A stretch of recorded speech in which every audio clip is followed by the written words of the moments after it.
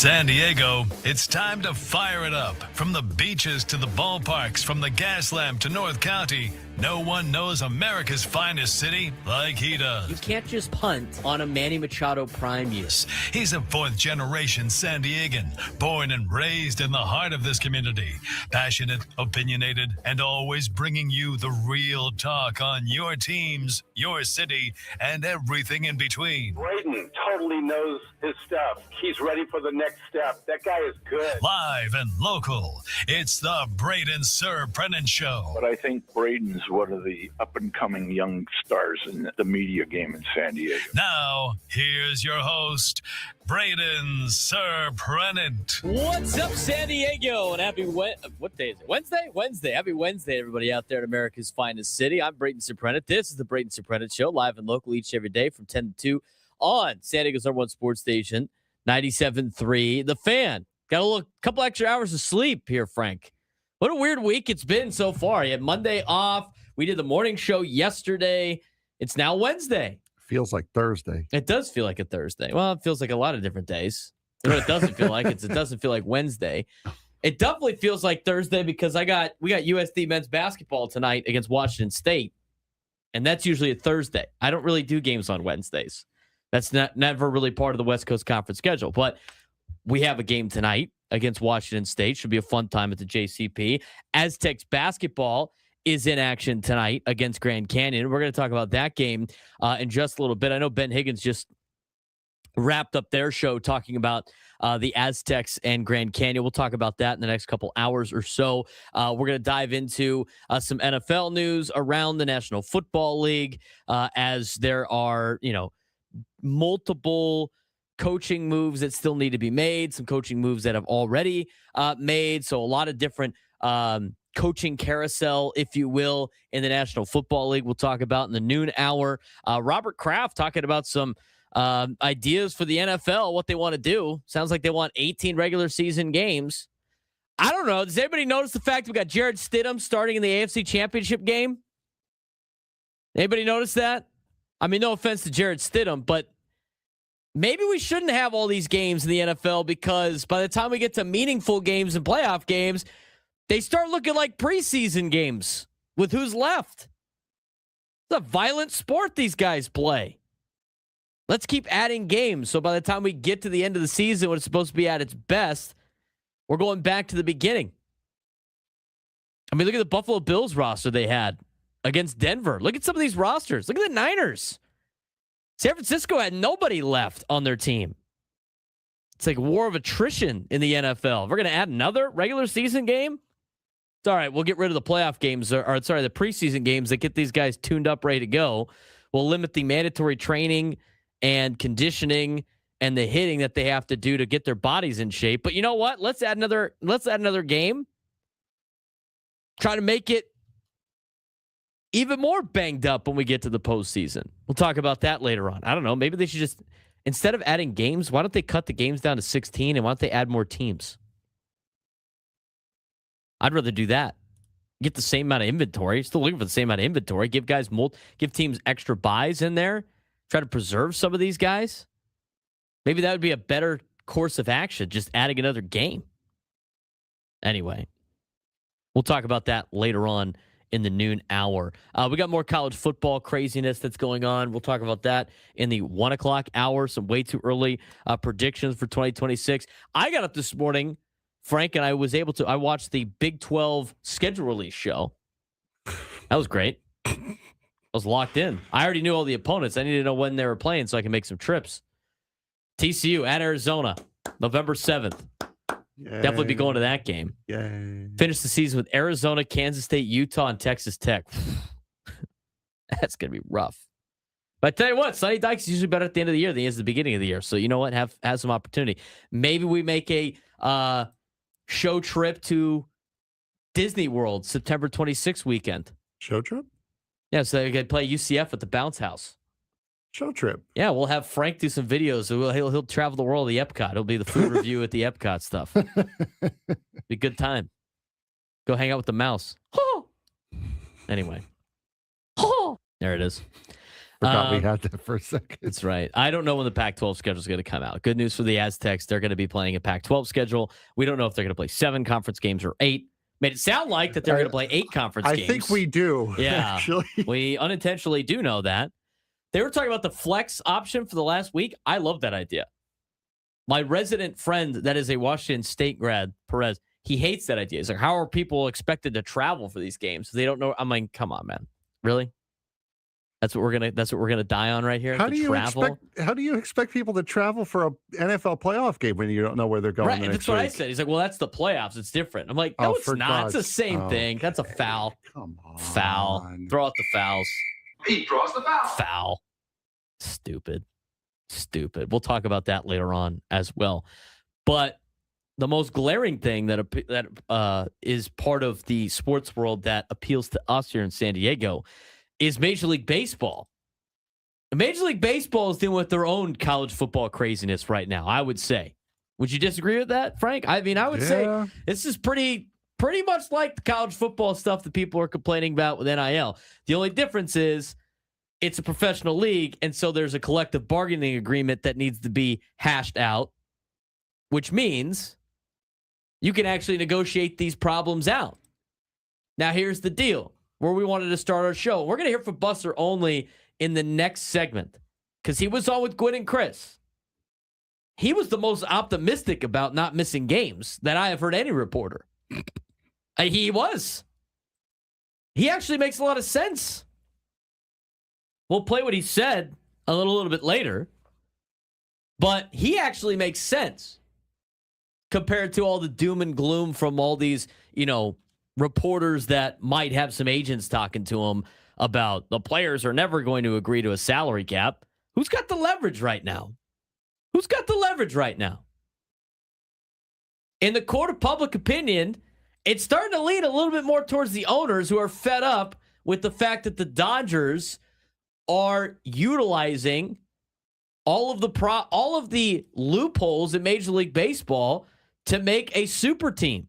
Now, these organizations are not mad at the Dodgers.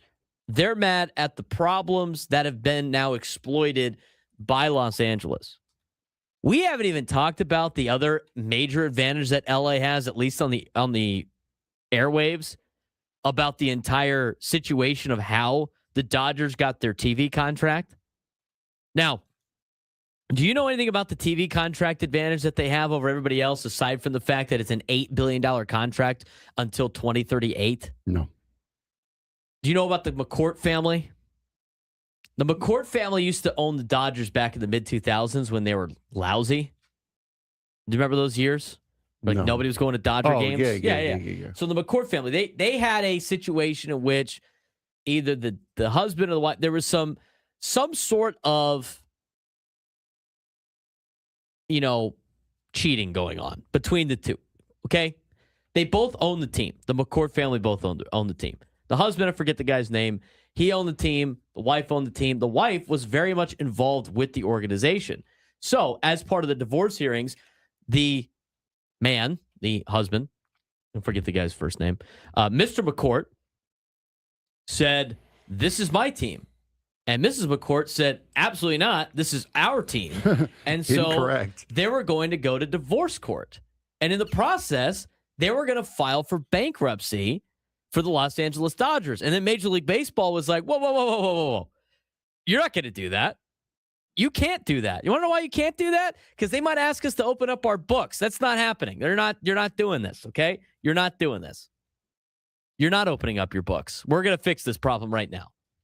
And so instead of going to court where things could have been exposed for Major League Baseball, they started putting a lot of things together in terms of trying to settle the situation.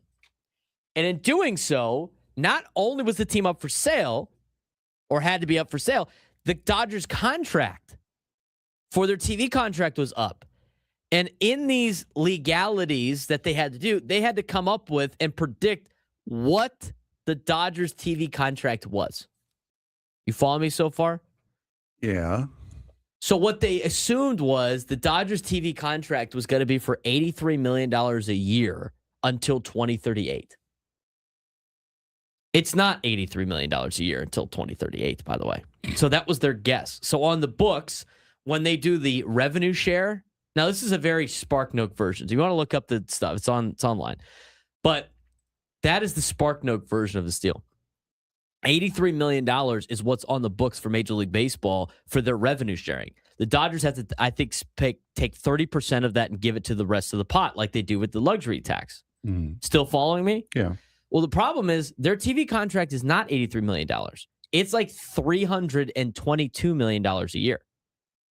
But they're only getting taxed on the $83 million. So instead of paying 30% of the $322 a year, the Dodgers are only paying 30% of the $83 or $87 million a year that it is. So they get to bank all this money while every other like the Mets, the Yankees, the Red Sox, a lot of the organizations that have these massive TV deals, they have to pay 30% of their contract. Projected. The Dodgers only have to pay 30% of the $87 million because that's what's on the books until 2038. Again, until 2038, that's not changing. So they get to keep most of the money that they have because they're getting taxed on a different set, a different number. So like the Yankees, whatever their TV contract is, I don't know what it is, which is probably in the hundreds of millions of dollars, they're getting charged 30% or whatever it is on the hundreds of millions of dollars. The Dodgers are only getting charged 30% on the $87 million. So they have that working for them. They got the Ohtani clause working for them, where you go get the superstar that represents an entire country that's got to follow him everywhere he goes. And the fact that he already makes a ton of money in Japan, so he could defer money. No other star was going to defer money like that. Ohtani can because he's making $40 million a year in endorsements, minimum. And then everybody else starts taking the deferred payments. So they have all these deferments. And then the other loophole that they have done that we talked about on this show last year is the other rule with the luxury tax. Whatever your payments are, whatever your penalties are in the luxury tax, right? Let's say you have $1 million in luxury tax payments. Any money that you invest into your own stadium, you get to take out of your luxury tax payments as a tax write-off. So if the Dodgers pay $1 million, I'm going to keep it simple. If they pay $1 million in luxury tax to the pot, and then they go in and they renovate their stadium for $1 million, they're putting zero into the pot. But again, like tax breaks work, right? Like tax write-offs, they're still paying the money in taxes, but instead of giving it to a pot that they all split, they just are putting it directly into their own stadium, which you're allowed to do. So what the Dodgers are doing across the board is all legal. It's all legal. It's all part of the rules. But the problem is they have a couple of things that work in their favor that nobody else in baseball has, which has now led to this point where they could just throw money at whatever problem, on top of the fact that they're in a massive market that has a gigantic population. Oh, and by the way, their brand is now international because of the Japan pipeline. So, yes, they're doing everything according to the rules, but they get the benefit of certain rules that other teams don't get the benefit of.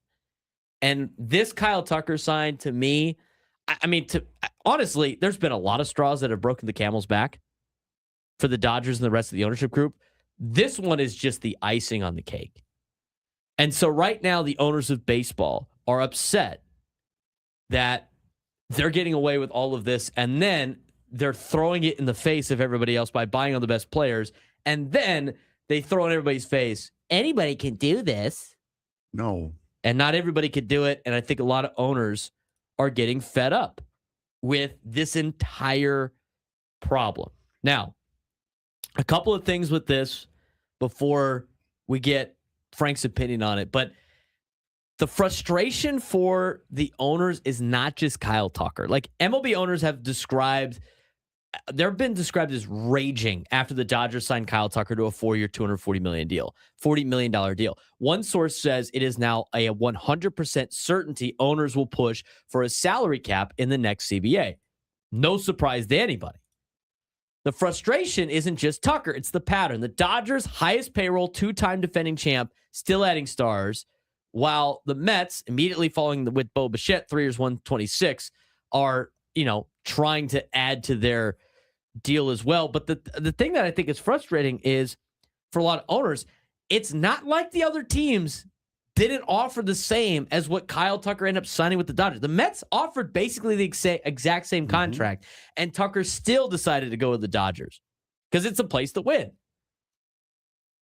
Tucker crystallized the fear that a few teams can permanently separate from the pack, which is exactly what the Dodgers have done.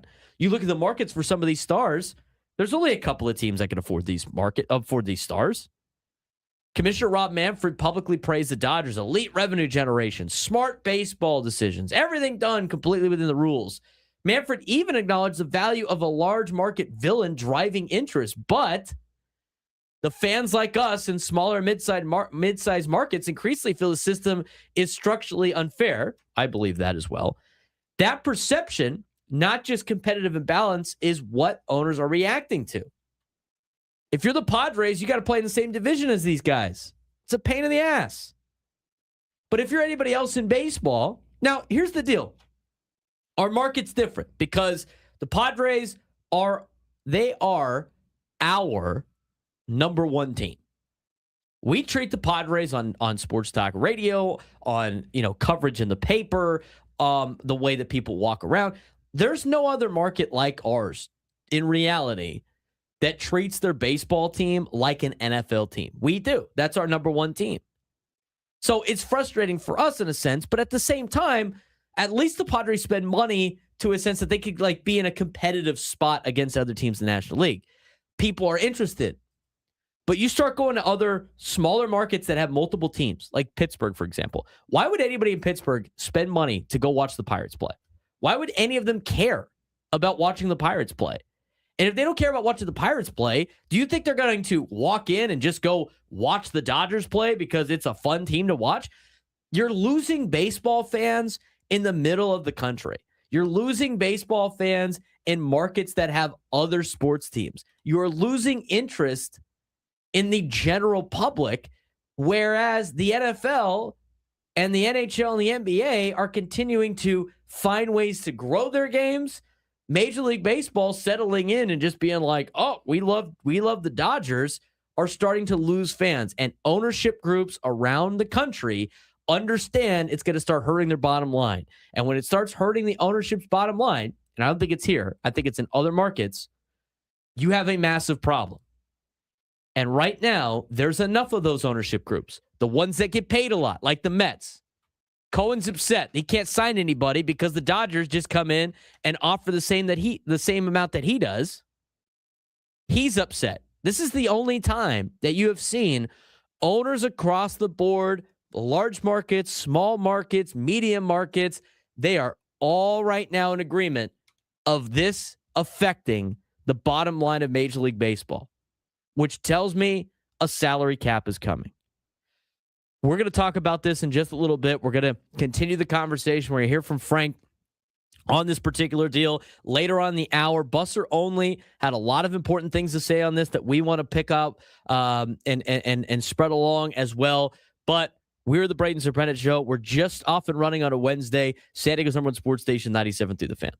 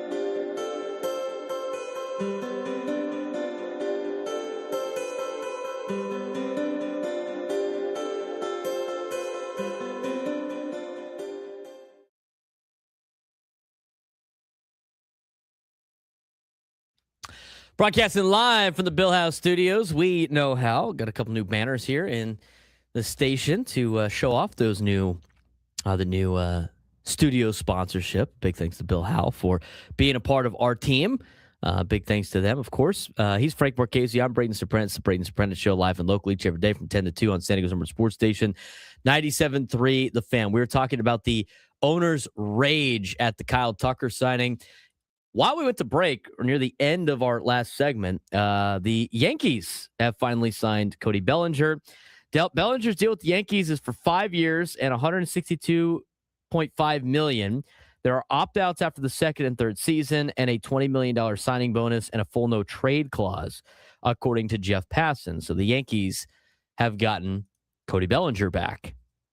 Now, we're going to talk about that in just a little bit. Let's get back to this conversation with owners being upset with the Kyle Tucker deal.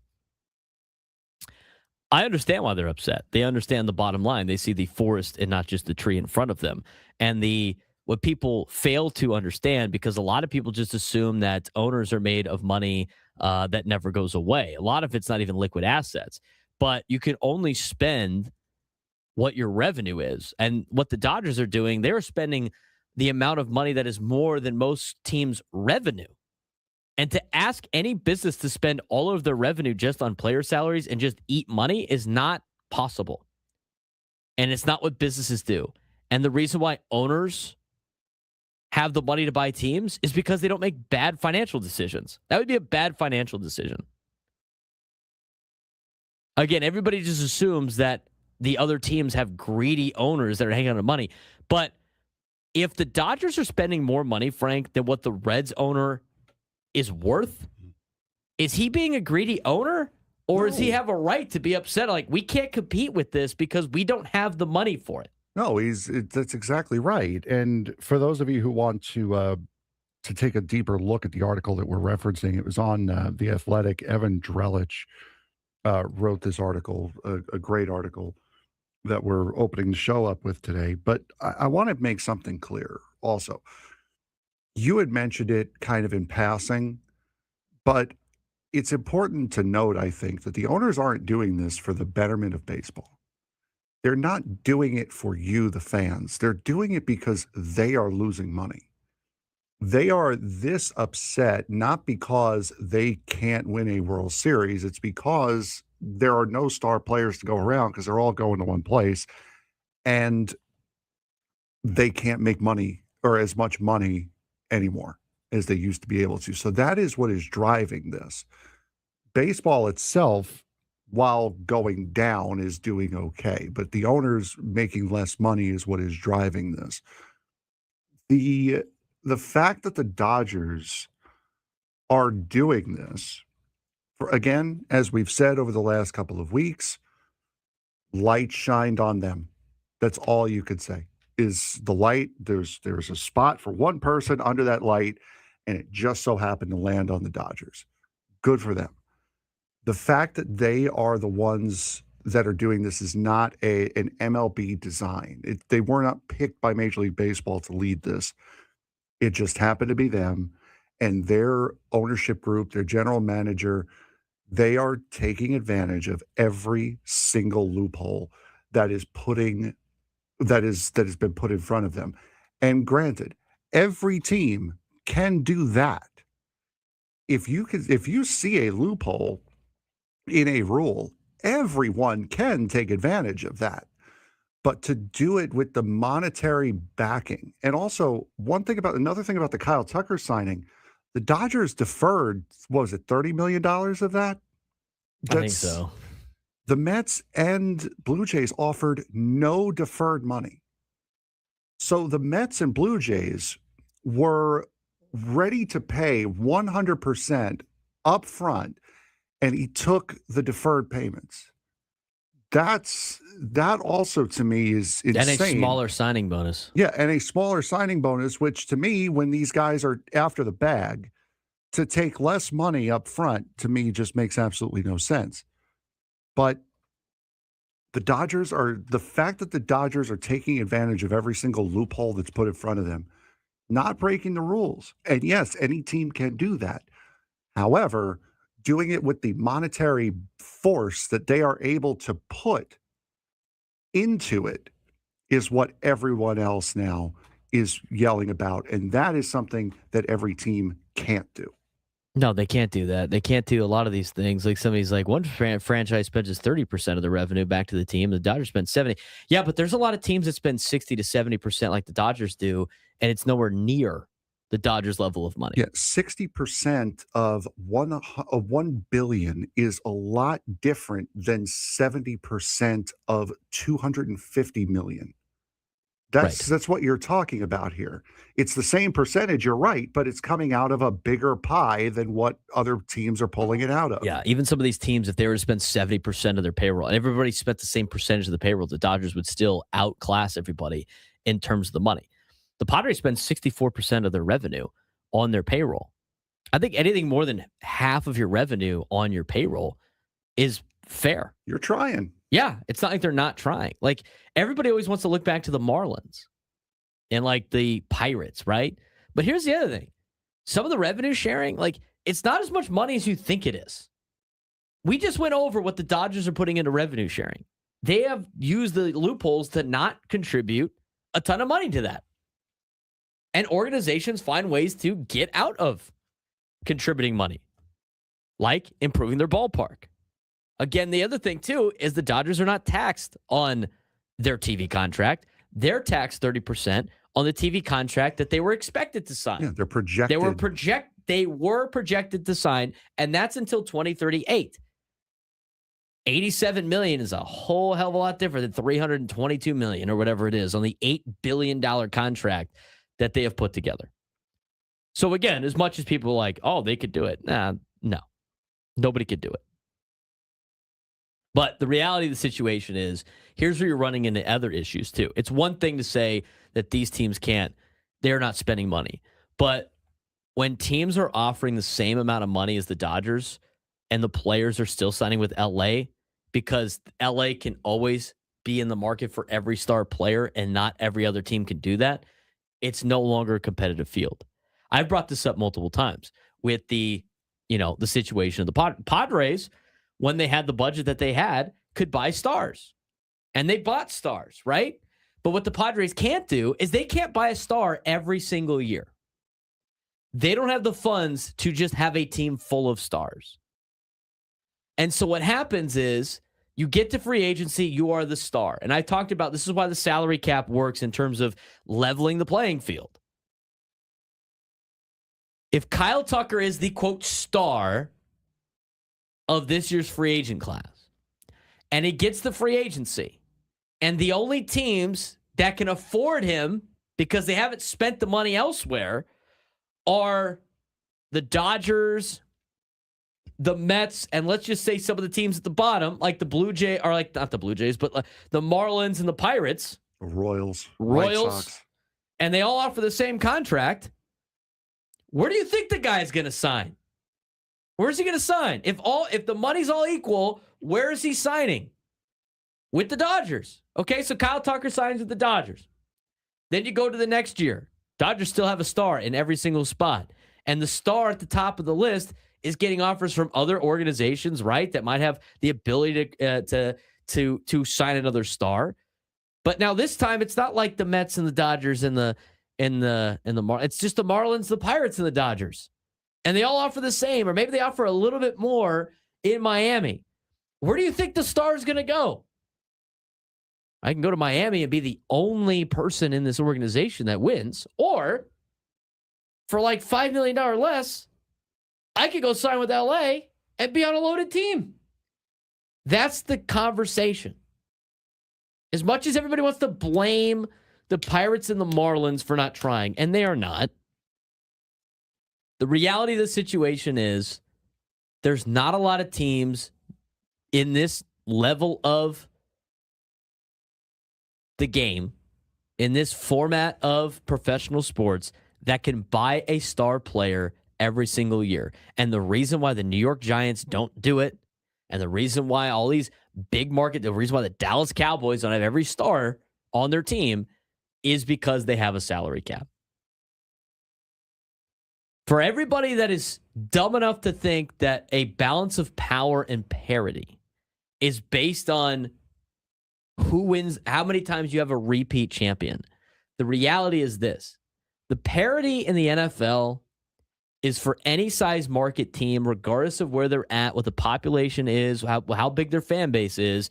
Everybody's got a chance, and everybody's playing by the same rules. Well, Kansas City's won the last couple of Super Bowls, and yeah, but you know what? Kansas City is a small market. Kansas City would never be able to do that in the grand scheme of things. It'd be the Dallas Cowboys every year and the San Francisco 49ers every year and the New York Giants every year. But the fact that you had to be smart with your money, there's going to be organizations that do it well. There's going to be organizations that don't do it well. That's the point of the conversation. That's why the owners in the MLB have fed up with what's been happening in Major League Baseball, because the Rays can do everything right and use their resources to their highest advantage and still not have any chance to compete with a large market team.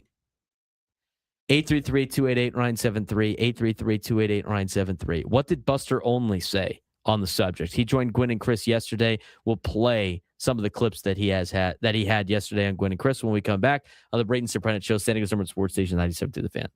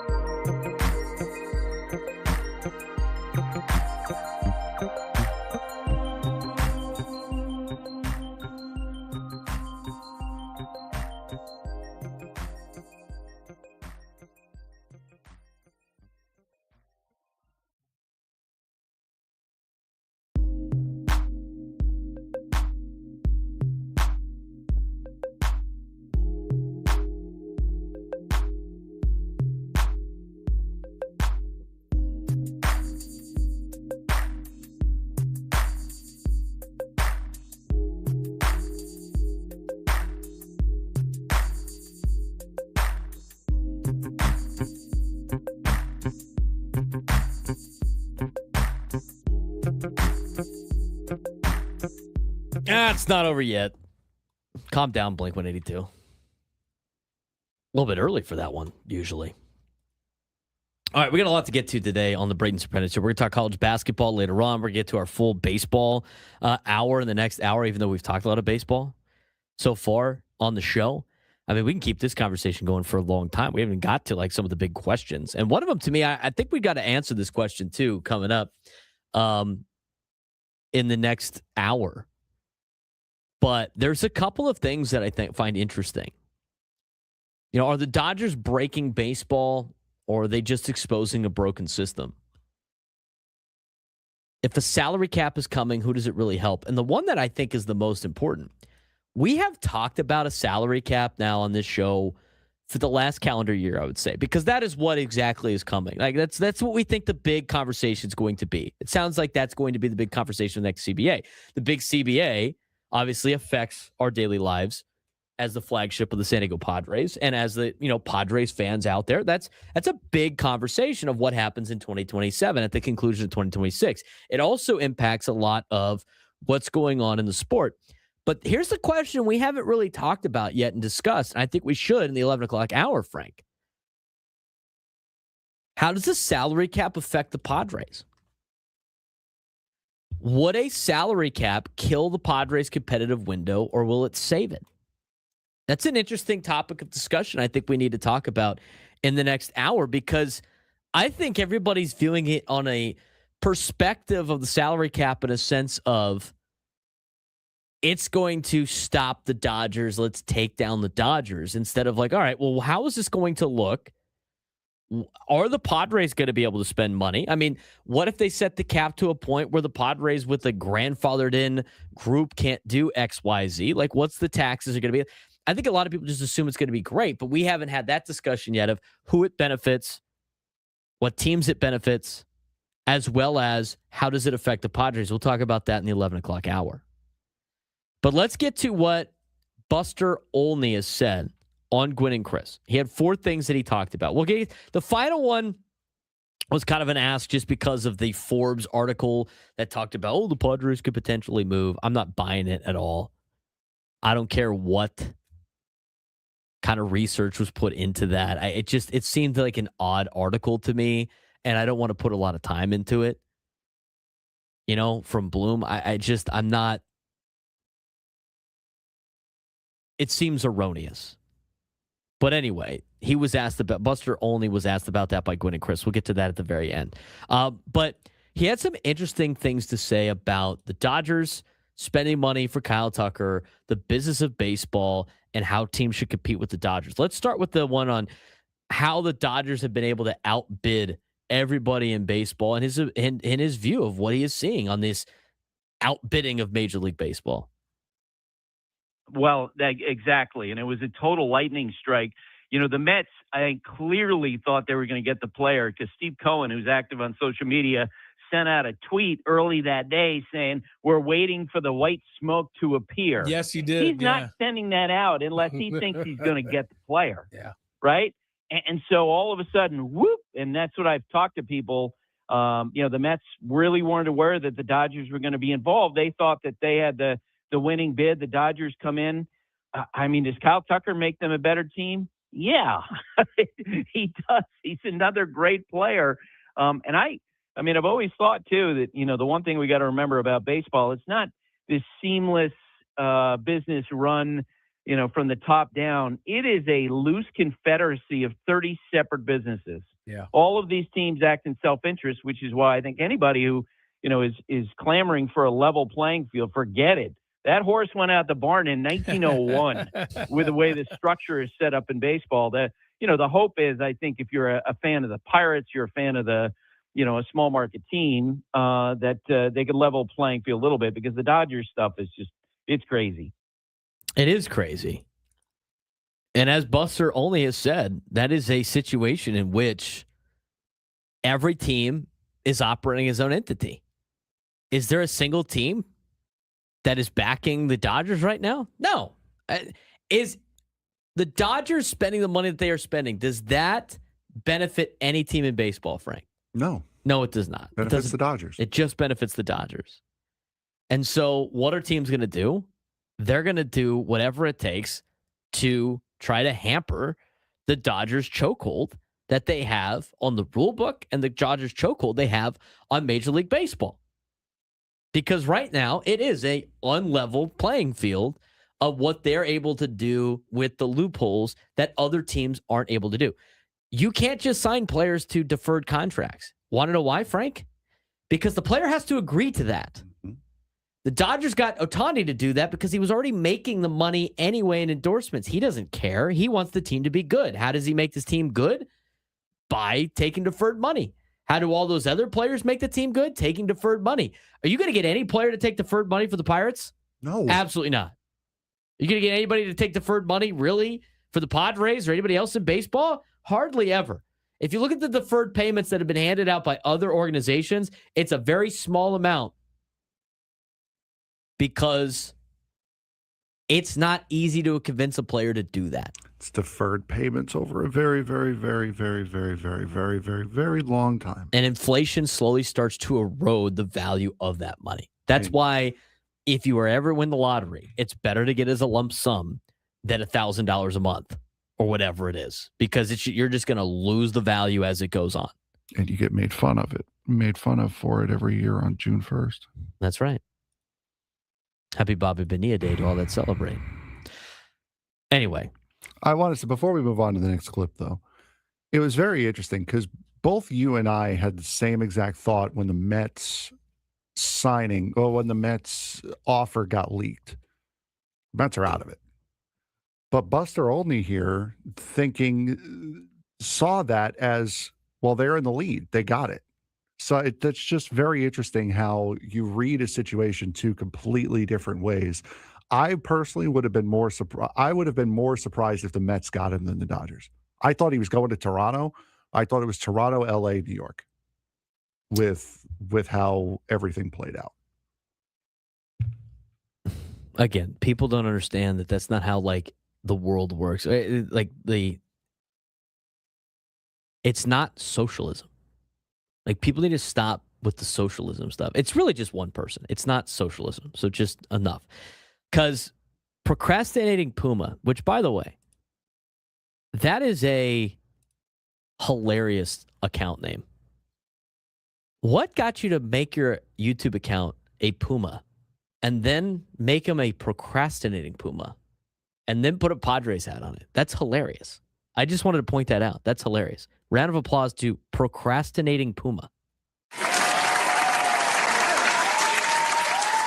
But to answer procrastinating Puma and KG the elephant, the names are on here, amazing. Kind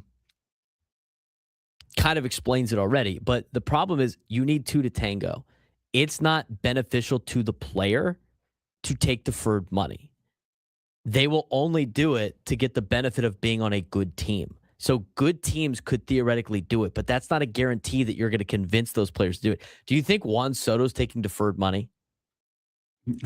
No. No, he's not. So, like, the Mets could have offered Juan Soto the same contract. He's saying no.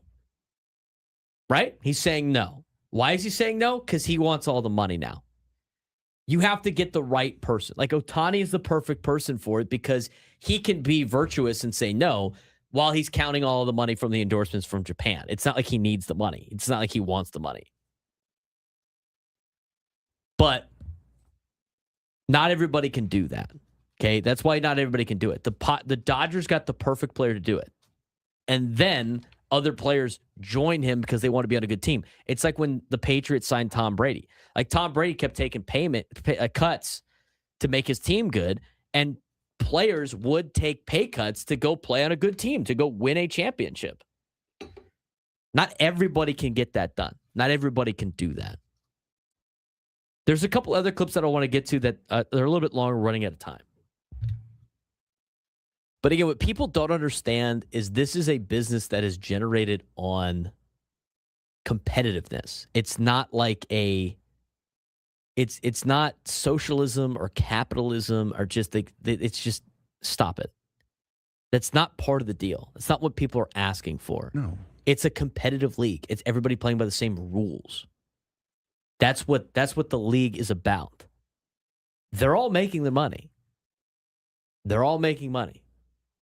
And it's all part of a capitalist society. It's not socialism with like, oh, they have trying to make the playing field even. It's just like having rules. It's the same rules that you would have in the game, except the game involves building your roster. That's what it is. But you throw money out there and people like want to get their, political agendas of socialism versus capitalism. Just stop it. Just stop it. They're all for profit. That's what it is. They're all for profit. And he mentioned the NFL in that chat, in that message. You realize the NFL is not the only league in North America that has a salary cap, right? Mm-hmm. NBA has a salary cap. The NHL has a salary cap. Everybody's got one. The MLS has a salary cap. Every league has a salary cap. So this would be aligning baseball with everyone else. Correct. And all those leagues, everybody's making as much money as they possibly can. But you just can't stack the players. Here's the reason why the players don't want a salary cap, because they want their cake and they want to eat it too.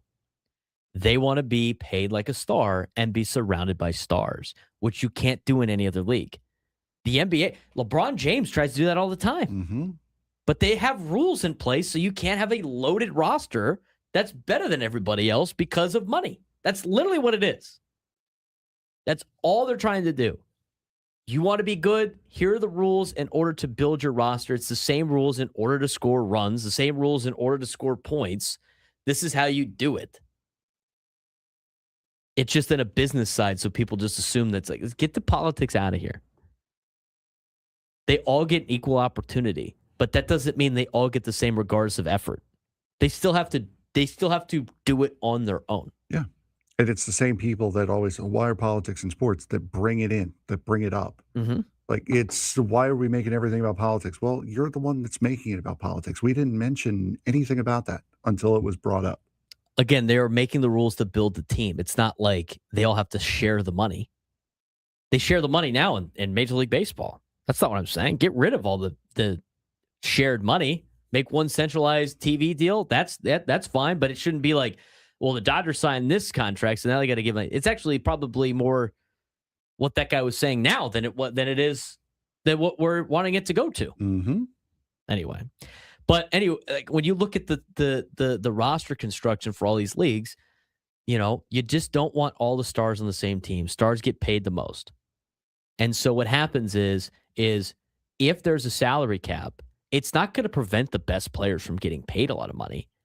All it's going to do is prevent the best players from being surrounded by other good players.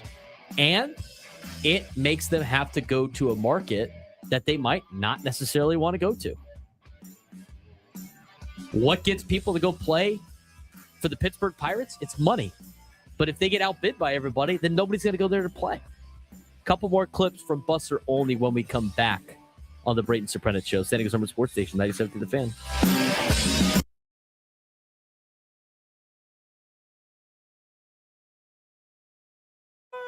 Go ball! Go ball! Oh, off the wall! Hit the weight room! Hughes bat, it has a new bat. Oh, he's got and one. nobody's gone deep in it with it yet. But he's about to film me do it. He got on top of it. Go, Go, go, go, go, go! Oh, ain't nobody else wearing a water t-shirt. Expand. Ah.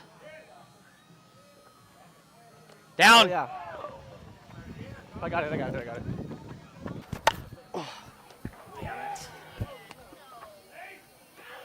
Easy. Oh, no. Oh, no. Oh, no. I'm sorry? You hanging out with his sister too much that he gets hurt? Okay, he goes to get placed in the now IL? now that the mics come on, you want to say that I'm just story? saying, That's dude. crazy. Hey, man. He goes to the IL. All of a sudden, you would hang out with his sister. He goes to the IL. I guess I have a noodle. A large, Hey, good job, soft, Sam. wet. God. Sorry, batting last. Coming. Down! Wow. That was a hose. Stay down. Good. Please catch it. Nice. Drink Mountain Valley, baby. I don't know. He is wearing a Panthers Oh, hat. that's a good one. What a team guy. I like You know Matt. what? Cam Newton. Selfish. I like Jalen Hurts more. I like Cam Newton. I'll go Jalen Something Hurts. about Flacco, though. That's why you're batting last. Something about Flacco, I trust. This gets me going. Look at that Oh, look at the PFP. PFPs by one. It's like it's everything that I Oh, want. good oppo shot. Nicky, Nicky! That away, Nicky! Come on, Ethan! Go, Ethan! Why are you stopping? Braden running. This is why we can't win a ball game. We have no awareness on the pass. Like it's just. Why did he I stop? expect better from you. Remember when he 20 minutes? I didn't want to pass him. What a team guy. Joel's such a team guy compared reminds to me of Cam Matt, Newton who's refusing not to a jump on not a that team fourth guy. Go ball! Go ball! Oh, off the wall! Hit the weight room. Hughes bat, it has a new bat. Oh, he's got and one. nobody's gone deep in it with it yet. But he's about to film me do it. He got on top of it. Go, Go, go, go, go, go! Oh, ain't nobody else wearing a water t-shirt. Expand. Ah. Down. Oh, yeah. I got it.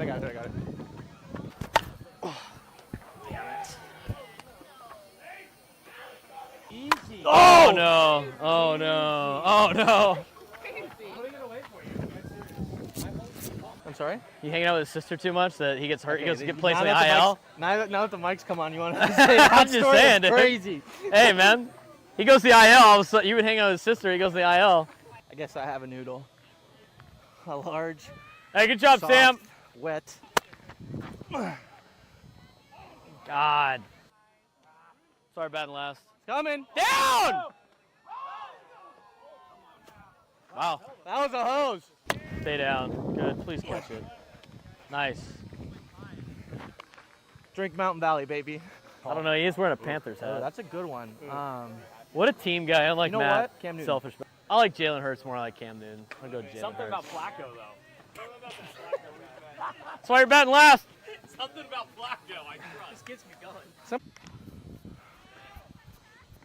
Look at that Oh, look PFP. at the PFPs by one. It's like it's everything that I Oh, want. good oppo shot. Nicky, Nicky! That away, Nicky! Come on, Ethan! Go, Ethan! Why are you stopping? Braden running. This is why we can't win a ball game. We have no awareness on the pass. Like it's just. Why did he stop? I expect better from Everyone you. else remember when he's 20 minutes? I didn't want to pass him. What a team guy. Joel's such a team guy compared reminds to me of Cam Matt, Newton who's refusing not to a jump on not that a team fourth guy. Go ball! Go ball! Oh, off the wall! Hit the weight room. Hughes bat, it has a new bat. Oh, he's got and one. nobody's gone deep in it with it yet. But he's about to film me do it. He got on top of it. Go, Go.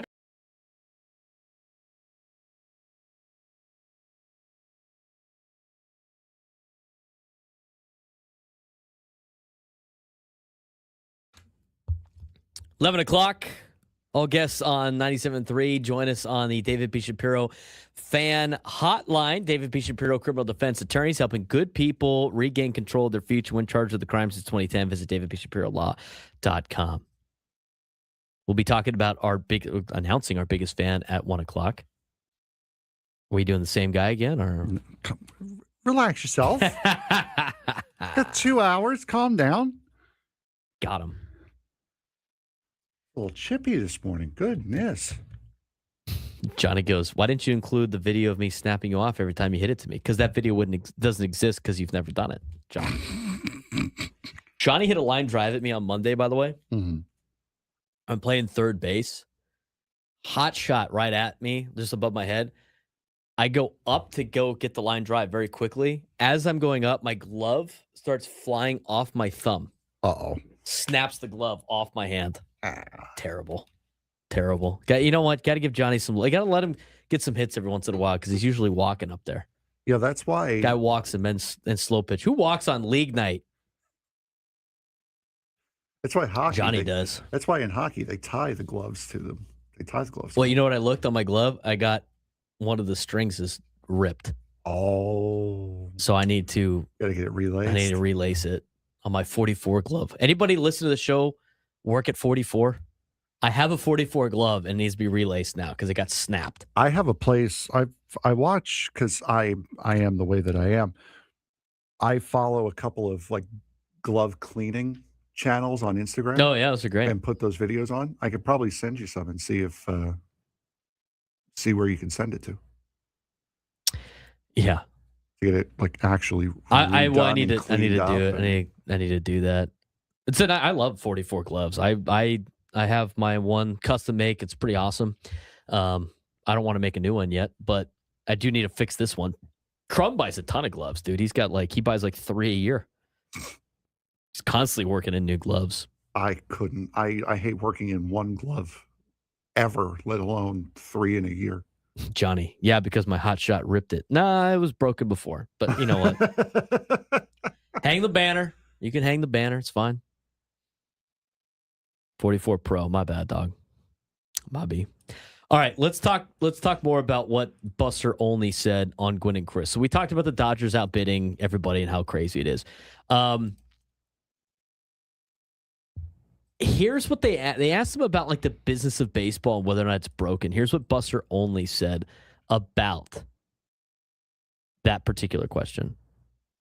Well, I mean, there's no other way to describe the Tucker signing by the Dodgers is pure gluttony. Okay, I mean, think about it. Kyle Tucker becomes the highest paid player at an average annual salary in the history of baseball, $57.1 million. Once you factor in the deferred money, Anthony, I agree with you. It's like a great deal for him. You know, he started the new year thinking that he was going to wind up with the Blue Jays. You know, who were offering 10 years and $350 million. And then the Dodgers come in at the last moment because Kyle Tucker at his best is a great player, and they offer him the richest, salary ever. And you think about the projected lineup, the richest salary ever, that guy might hit fifth in that lineup.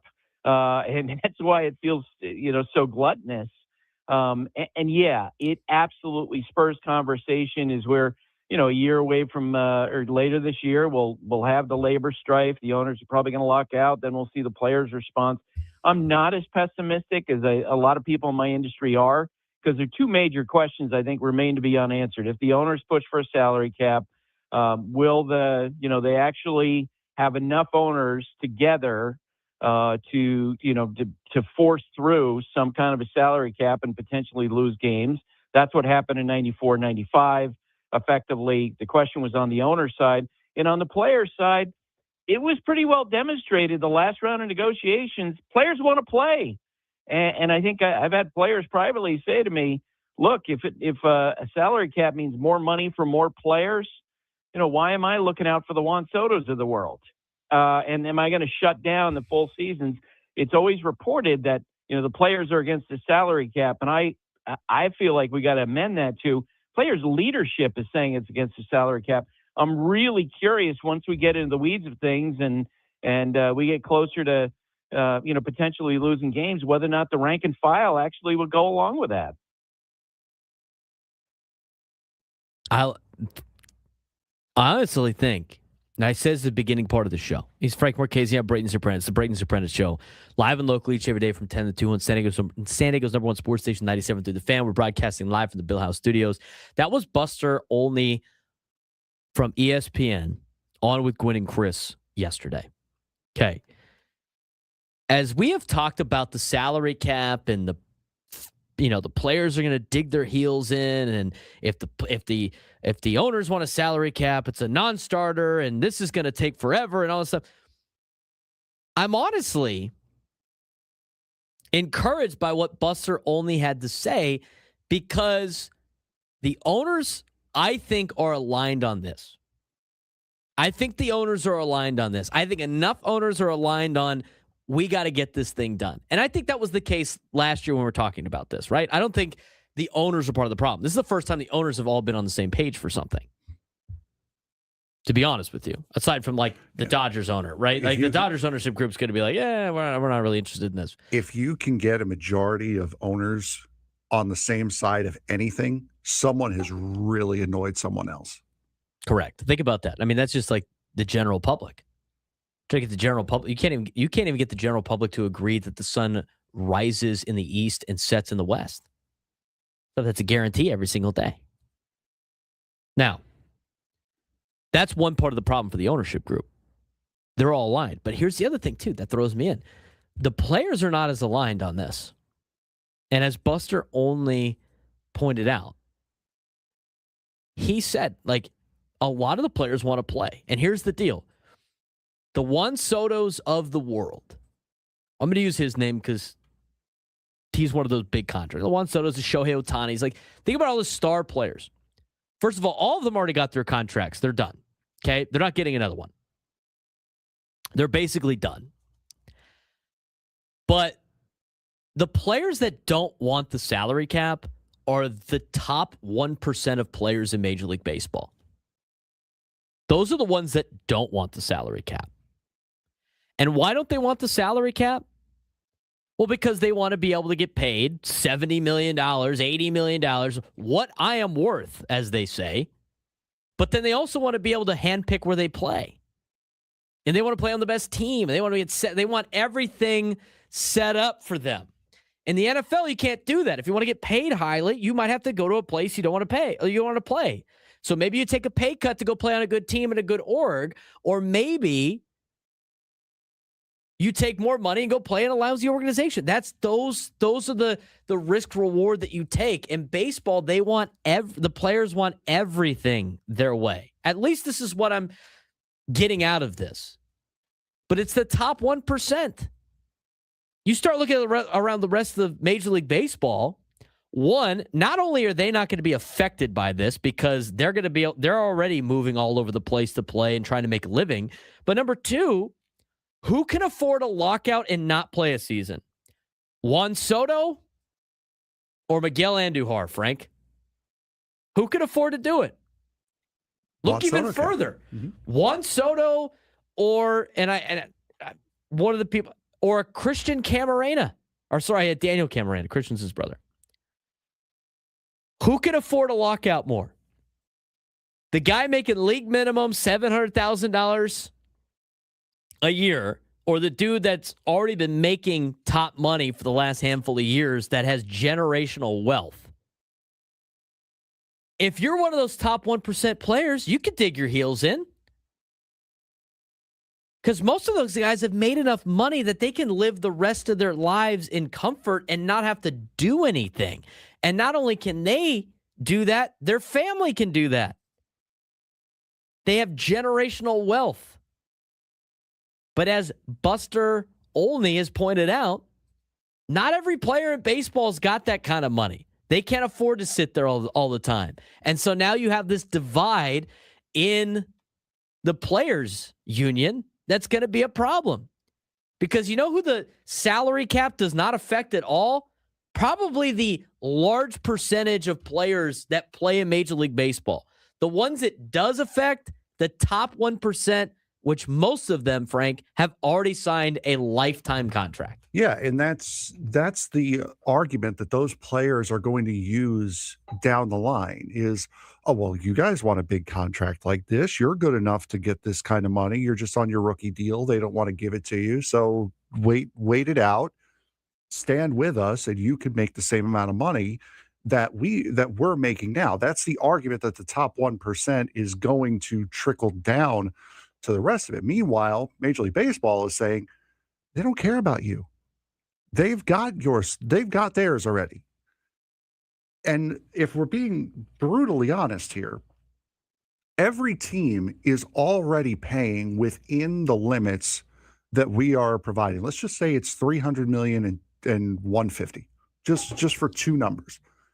A vast majority of teams are already paying within this. So in reality, no, your money isn't going to change. They don't care. They want to get paid for nothing. They want to get paid to sit at home and do nothing. You guys have to make the decision as to whether or not you want to get paid or if you want to play. And from what it sounds like from Buster Olney, they want to play. Let me ask you this question, too. We've made the comparisons with the NFL a lot. Mm-hmm. I think they have a good salary cap. It's not the best because none of their money's not guaranteed. Now, that's great for the fans. I think the NFL is designed for it's got the best for viewership and people to be interested in the sport. Yes. Because at least with the non-guaranteed contracts, players are constantly playing to earn their money. Which is disgusting for such a physical, violent sport. Yes, but they got the players got the worst cut of the deal. But again, when you make these decisions, you could go do something else. You don't have to be a football player. You could go do something else. Go work in finance. You can make a ton of money doing that. But anyway, let me ask you this question, Frank. I just pulled it up. But what's the top position in the NFL? Quarterback. Are the top quarterbacks in the NFL not getting paid because of the salary cap? Some of them are, some of them aren't. Dak Prescott makes $60 million on his AAV. Mm-hmm. They don't have AAV in the NFL, but that's his AAV, right? In the comparison to baseball. Mm-hmm. Josh Allen makes $55 million. Oh, they're getting Joe paid. Burrow gets $55 million. Trevor Lawrence gets $55 million. Jordan Love, $55 million. Justin Herbert, $52.5 million. Lamar Jackson, $52 million.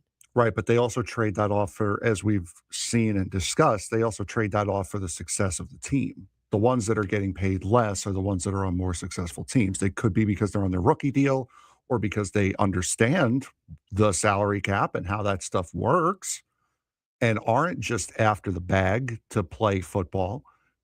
And that's not even including, by the way, endorsements and stuff. Like if you include endorsements, Patrick Mahomes is making $80 million a year. So let me ask you this question again, Frank. Are any of the top players in the NFL not getting paid fairly? No, they are. It just comes at the expense of the rest of the roster. Right. But it comes at the expense of like Dak Prescott. You want an extra $10 million or do you want somebody protecting you? Exactly. Yes. Right. So like that's kind of the deal. He's still making $60 million a year. And so what falls on deaf ears from me on some of the players' arguments are the whole, well, we're not going to be able to get we're not going to get paid what's fair. Like you will. You're getting paid definitely what's fair. $60 million for Dak Prescott. Like the NFL has a very non-player friendly salary cap, non-player friendly contracts. Yet all the top players in the NFL are getting paid. Mm-hmm. They're getting paid what they're worth. So the argument that the players in baseball aren't going to get the money anymore. Like they want to make it sound like if they don't have, if there's a salary cap, the next Juan Soto is only going to make $20 million. It's not the facts. No, there are teams, stupid teams will pay $30 to $35 million a year for a player under a salary cap. Then you're going to wonder why is our rotation so bad? Well, maybe it's because you got someone in right field taking up a third of your salary cap. But that's the thing. The player, it's not about the money. The players know, the top players know that the top players are going to get paid. Because remember, who's calling all the shots? It's the top 1% of earners in Major League Baseball. Those are the ones that are calling all the shots. It's the Bryce Harpers, right? It's the ones that got these gigantic contracts. Those are the ones that are calling this. as are their agents, because their agents need to make they got a lot of skin in the game too, right? The Borises, the Washingtons. Those are the entities that are screaming foul on the salary cap, because they have this witch hunt of we're not going to get paid fairly, and they make it sound like they're a bunch of coal miners making $250 an hour, which is not even close to being the case. They're still multimillionaires with generational wealth. Mm-hmm. Now, here's the thing that they are actually fighting for that doesn't win in the court of public opinion, and that is they want to be on a team that's really good, and they don't want to sacrifice their own paycheck in order for that to happen. Why do they not want to say it like that, Frank?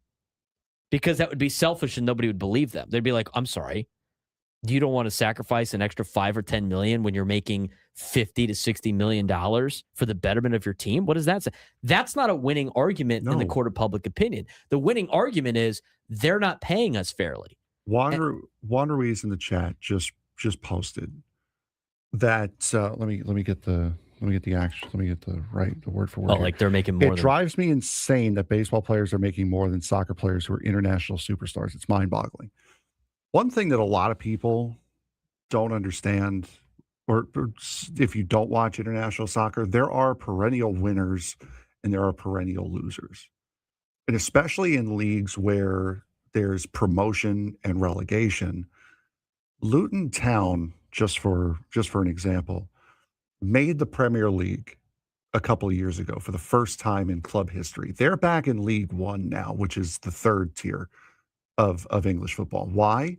Because they did not have the money to be able to sustain success. Why? Because there's no salary cap in European soccer. The teams that are bought by the richest people that want to spend the most money are the teams that have the most success. That is why teams like Manchester City, who are perennial losers, after they got bought by I believe it was an oil baron, like a Saudi Arabian oil baron or something, that's how they went on their massive run of success. Manchester City never had a lineage of success until they were bought and their owner put all the money into the team. And they could have done that because there are no salary caps. There's a salary cap in the MLS, but not in European soccer leagues. So you're going to have perennial winners and perennial losers. And the teams like Leicester City, when they win the Premier League like 10 years ago, are so special because they defy all of that to get the win. Where's Leicester City right now? They're in the championship because they couldn't sustain it, even after winning. So this is the position that you're finding yourself in now with Major League Baseball, where you have the richest owners able to put as much money into the team as possible to be able to sustain success. And the teams that don't have those owners are perennial losers, perennially at the bottom, and no way to fix it. Meanwhile, in the NBA, we had the Orlando Magic in the NBA Finals. The Thunder won it. The Thunder won it last year. Won it. The Thunder won it last year, and the Kansas City's been able to win. And here's the other thing, because David Vu in the chat talks about the NFL has loopholes too. I'm going to address that when we come back, because we got to take a break. We'll also get to your phone calls. I know we got a couple people on hold. We'll get to you as well. We're continuing the conversation. The owners fed up with what's going on in Major League Baseball. Sounds like a salary cap is their number one priority. That's what we're discussing today on the Braden Surprenant Show. Standing as number Sports Station 97 through the Fan.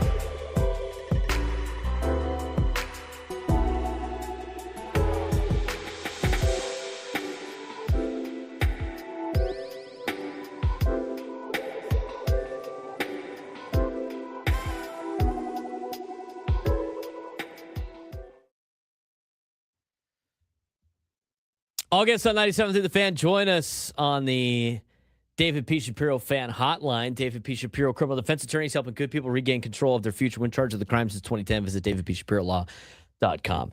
I just want to continue to reiterate that I'm not pro player and I'm not pro owner. We've had these discussions multiple times on these CBA negotiations. I am pro whatever makes the sport the best. And right now, what is making the sport, in my opinion, better would be a salary cap for Major League Baseball. I also think the Major League Baseball should expand the playoffs to 16 total teams, 8 on each side. There's a lot of things that I would do with Major League Baseball.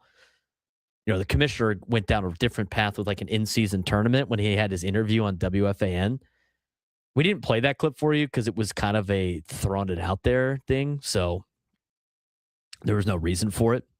But the conversation today has been a lot of stemming from the Evan Drellich report last night that Major League Baseball's ownership and all the owners are in agreement that they're pushing a lot for a salary cap.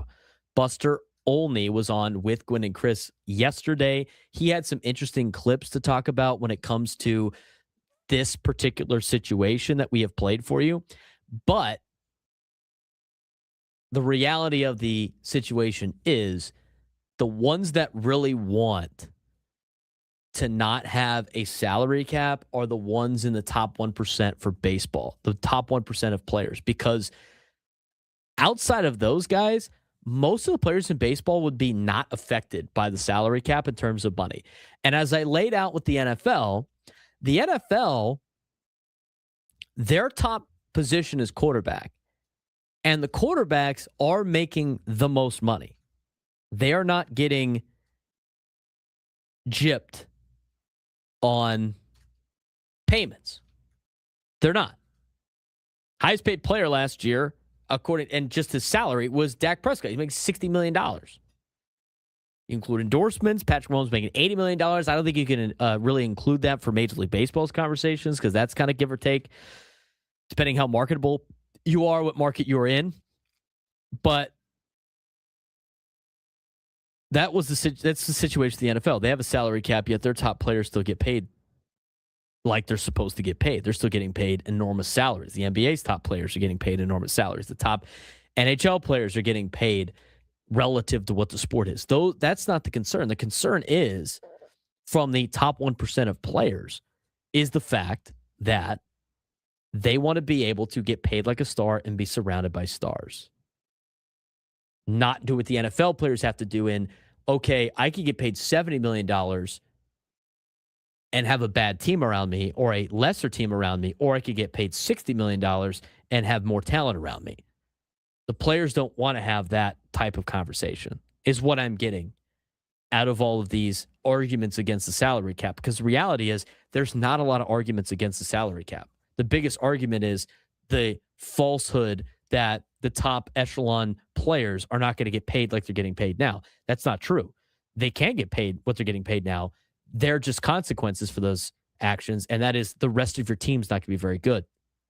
David Vu brought up in the chat the loopholes that the NFL has, and I agree with those loopholes, but those loopholes that the NFL has are loopholes that everybody can use, not just the teams that make the most money.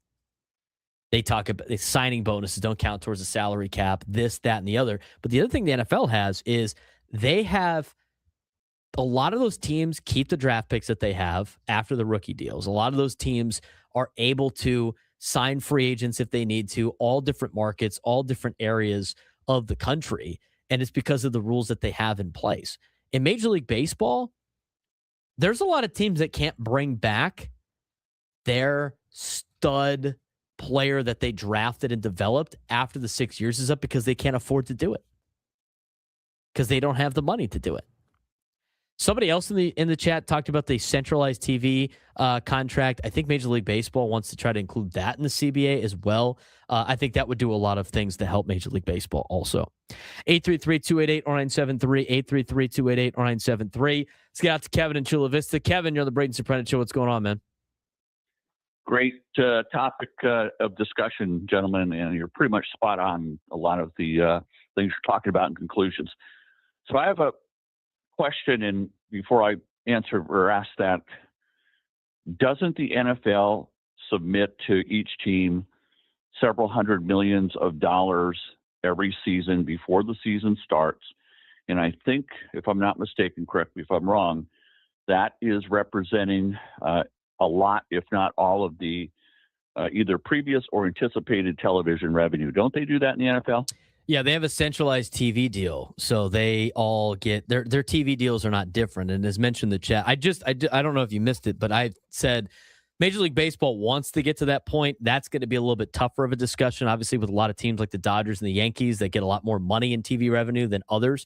But the NFL's got all their contracts are with every team. You don't have the regional teams, which is also a massive problem in Major League Baseball.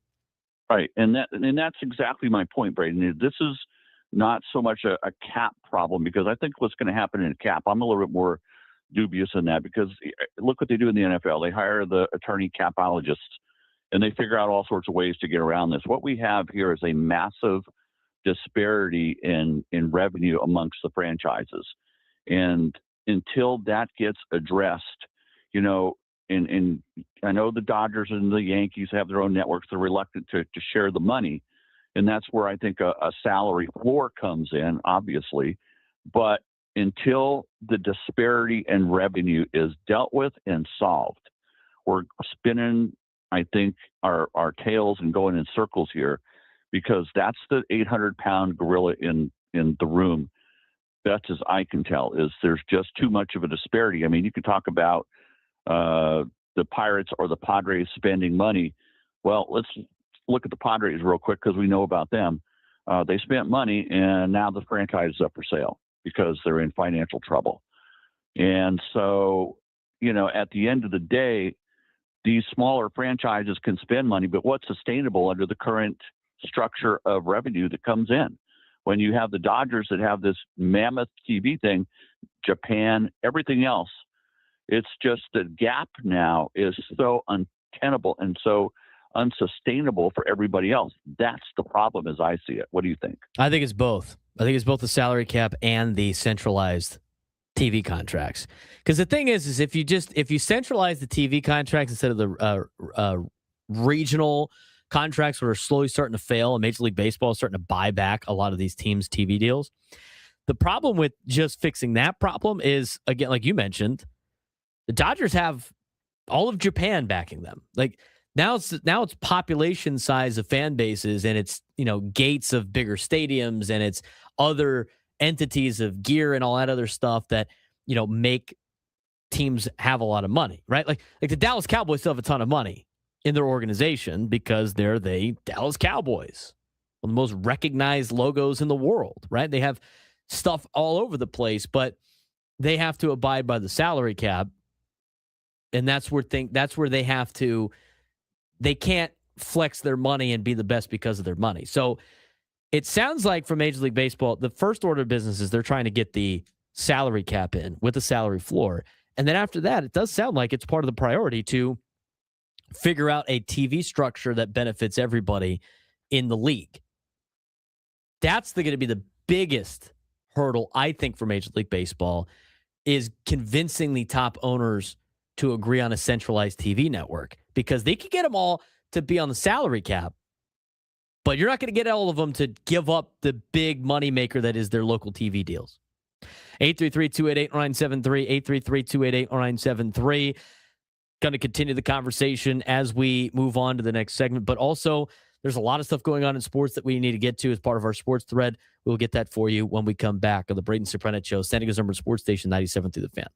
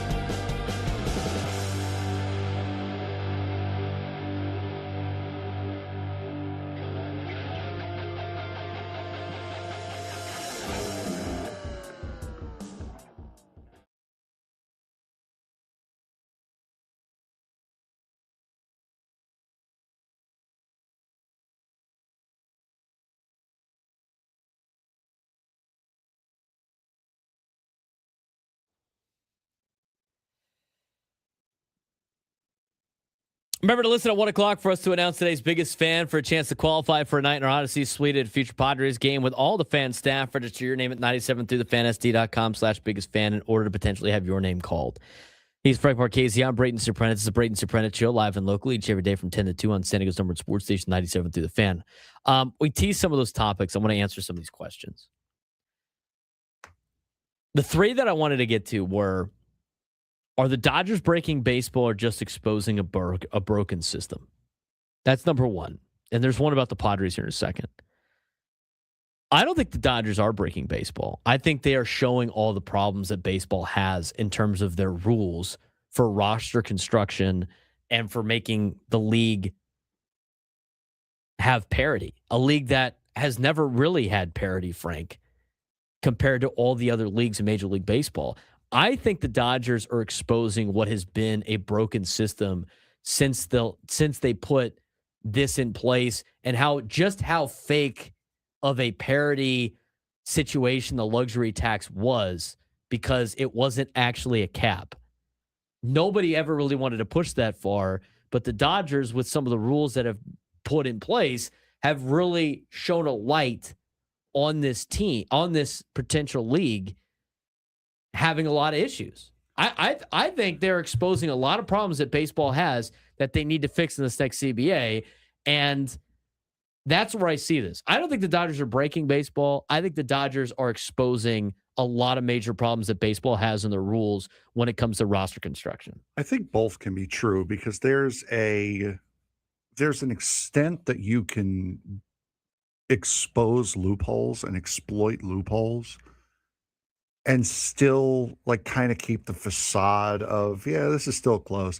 The Dodgers have blown past that. They have completely shot past, well, this is still a competitive sport. So I believe that while, yes, they are definitely exposing a broken system, I think that the extent that they are going to, the extent that they've gone to expose it, has broken the sport. I think it's, again, I think it's more of the situation that here's the light of everything that's happening behind the curtain. It's the Wizard of Oz scene. Yeah. This is what's going on behind the curtain of Major League Baseball. It's that meme with the astronauts in space. Oh, what do you mean it's not fair to the small markets? Oh. Never has been. Never has been. Never has been fair to the small markets. This is a system that was designed for top teams in baseball to always benefit, because that's how baseball viewed their sport. Baseball had viewed their sport as, we are a traveling circus with 6 to 8 teams that we want everybody to see. And that's what that's what our sport is. But now you're in a situation where people like parity. People like competitiveness. People like the playing field being leveled. I don't care about the Red Sox coming to town. That's not why I'm going to watch the Padres play. I'm going to watch the Padres play because I like the Padres. That is the miss that Major League Baseball has had for so many years, and it's finally getting exposed by the Los Angeles Dodgers, in a sense that, no, we don't want to just go to our local baseball team to watch the big teams play. That's not why we're here. And honestly, I think the Padres, by spending money and making their team at the same level as a lot of these elite teams that would just harvest players off of the farm system that was the Padres, I think Peter Seidler sticking it to the rest of the teams in Major League Baseball by saying, we're going to spend here and we're going to make our team loaded, and we're not going to let these guys go off and on to other entities. I think that really lit a fire under some of the top teams too, that also fully expose what is happening behind the curtain. It's the smaller market teams not operating like a smaller market. So I think it starts with the Padres and some smaller market teams that are sticking it to the big market teams, going, we're not going to just draft and develop players for you to pick off. Yeah, exactly. We're going to lock in. We're going to start grabbing some of these great players that cost a lot of money, and we're going to get after it. And that has upset the apple cart and has made things a lot different in Major League Baseball. But I think that's also part of the situation that baseball has. Now, we kind of have already answered this question with the salary cap potentially coming. Who does it really help? I think it helps the fans, I think it helps the fans. It doesn't, it probably helps the owners in the grand scheme of things of spending money. But with a salary floor, does that really help the owners? Because now a lot of the owners that aren't making a lot of, that don't want to spend a lot of money have to spend money now. I don't necessarily know. It might help the owners a little bit. I think it gives them a built-in excuse of, I don't have to continually pay for stars once I have a couple of stars, right? Mm-hmm. So from that perspective, I think it helps the owners slightly. I think it helps a lot of the mid-tier players in baseball because they got to start signing these guys because they got to get some of the thresholds up. I think it's going to make players get signed faster. But overall, I think it really helps the fans. I think a salary cap helps the fans the most out of everything that's on there. Now, the last question before we get to the sports thread is, does the salary cap kill the Padres' competitive window or does it save it? I don't think it really does either, but I will say this. To me, it's just, I think it's going to depend on what the actual rules are for the salary cap. If it eliminates the penalties for going over, like if the penalties are no longer like a money standpoint and they're within the threshold and they just got to stay within the threshold, I think from that particular sense, it extends the window for the Padres because I think they're going to be compliant, but also it might give them more room to spend. The reason why the Padres don't want to spend money most of the time is not because they don't want to spend on the taxes because they're not in a position like the Dodgers that can just write it off as expense. The Padres have spent money on their payroll, right? They don't like going over the luxury tax. If the luxury tax was raised, maybe the Padres would spend more money because they don't have to pay money to other entities. So I honestly think it does save the Padres window for competitiveness. I think the salary cap does benefit the Padres, assuming that the salary cap comes in and it's not at $180 million, where the Padres now have to be grandfathered into the system. All right. Let's get to today's sports thread. You know that group chat? The one that's always blowing up with the biggest sports takes, debates, and breaking news? You got barbecue back there, and you didn't invite me. Yeah, we've got that too. Welcome to the Sports Thread, where we break down the top 5 stories in sports, just like you would with your crew. Oh, no! Disaster! What a bad idea! No filters, no silence, just real talk. Brought to you by QC Kinetics. Stop sitting on the sidelines. QC Kinetics gets you back in the game without surgery. To learn how, visit QCkinetics.com. All righty, let's hop right on into this today here with Number 1. The Buffalo Bills have fired head coach Sean McDermott after 9 seasons despite sustained regular season success because the franchise again fell short of reaching the Super Bowl. Buffalo lost in the AFC divisional round for the 4th time in 5 years, extending a run of strong records and playoff appearances without a championship breakthrough. McDermott leaves with a 98-50 regular season record, 5 straight AFC East titles, and a reputation for rebuilding the Bills into a consistent contender, but postseason limitations, especially in road playoff games, ultimately drove the decision.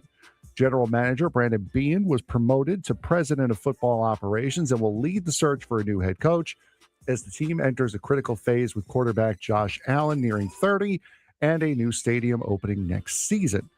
Given the Bills' consistent success but repeated playoff shortcomings, was firing Sean McDermott a necessary risk to maximize Josh Allen's prime, or could stability have offered a better path to the Super Bowl?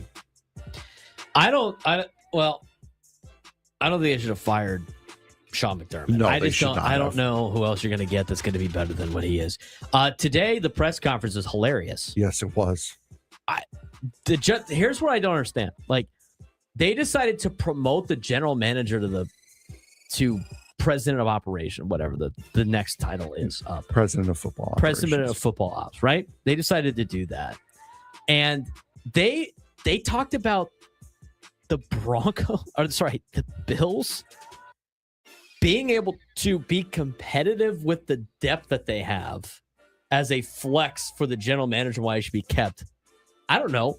Maybe if you had better depth, you would have continued to win. It's like, it's not the flex that they thought it was. Also, Keon Coleman got thrown under the bus this morning. Did you see that? Yeah, and it's a shame. He seems like such a nice dude. He really does. Keon Coleman is getting blamed for basically the entire season because the owner had to talk about the fact that Sean McDermott wanted to draft Keon Coleman and he's not good enough, but the general manager didn't. Now there's videos surfacing of the combine. There's videos surfacing of draft day. There's videos surfacing of the front office wanting Keon Coleman. And there's not videos of Sean McDermott wanting Keon Coleman. Oops. The Bills. What are you doing? What are you doing? They're cooked. I'm telling you right now, it doesn't matter who they hire. They're incompetent. They're not going to win. They've shown it now the last couple of years. And you know what? This press conference exposed. Sean McDermott was winning with the Bills despite the Bills front office. We're about to find out. Go ahead. Go sign somebody else to be your head coach. We'll see how it works out for you. But if when you're just flat out lying to everybody in your press conference and you promote the general manager who has failed to give Josh Allen weapons, who has failed to protect Josh Allen, who has failed to put a defense behind the Buffalo Bills, who has failed to add depth to the Buffalo Bills, you promoted that guy and then fired the coach and then blamed him for the first-round draft pick or whatever round it was for Keon Coleman. You are destined for failure. You just exposed that the Bills are a poorly run organization. That's what I got out of today's press conference. Congratulations, Bills fans. Y'all are cooked. We will see you guys, I don't know, whenever, I guess. You'd better hope Josh Allen just continues to carry the team. I can't wait to see who they draft. Buffalo. Amazing. It's amazing. It was a high second-round pick, Ian Coleman. It was so unnecessary, too. Like, it was just so, they did not have to shoot themselves in the foot, and they just went full bore. Here's the recap. Terry Pagula fired Sean McDermott, did not consult Josh Allen on McDermott firing, said Josh Allen was sobbing in the locker room postgame, promoted Brandon Beane, threw Keon Coleman under the bus, blamed officiating for the loss, claimed Beane is not doing a power play, and said the Bills hit a playoff wall. Y'all are cooked. And what did I say? It's been fun. And what did I say before this playoff started? I said, there's a chance that things are going to get shaken up in Buffalo, and Josh Allen can't. The story's going to start that Josh Allen cannot win in the postseason. Adam sent us that video that I saw earlier. The video is surfacing of unreal. The Bills front office all wanting Keon Coleman. Hilarious. It's so good. Have fun, guys. You are about to be very lousy. You know what you are? Here's what they're about to be. You know what they're about to be? They're about to be the Tennessee Titans. That's what they're about to be. I watched it with the Titans. My sister moved to Nashville. I've paid more attention to the Titans now. My brother went to school in Tennessee. Like, they don't have a team, right? So my family started watching the Titans. I've been paying closer attention to the Titans. They did the same thing. They got rid of Mike Vrabel, who's coaching in the AFC Championship game. They got rid of Derrick Henry. They got rid of A.J. Brown. They had this loaded team, and the ownership group decided to move in a different direction than the general manager at the time and brought somebody else in who traded all those players away and fired Mike Vrabel. They set themselves back 10 years. I'd be shocked if Josh Allen stays in Buffalo. They might trade him. I would be as well, especially with all of the coaching changes that we're going to be getting to here possibly in the next segment. Oh, my God. I know we just took up the entire sports thread on the Bills, but they're cooked. They're cooked. Absolutely cooked. I couldn't believe the stuff I saw today with the Bills press conference. Like I said, my friend's a Titans fan. He saw the hiring of the new head coach. He said, you know what? I'm entering the portal. I can't do this with this team anymore. You know why I haven't seen Sushi Sam in the chat? Guy's crying in his beer after watching that press conference. RIP the Bills organization. 2026 when it died. New lunchtime hour. Come back.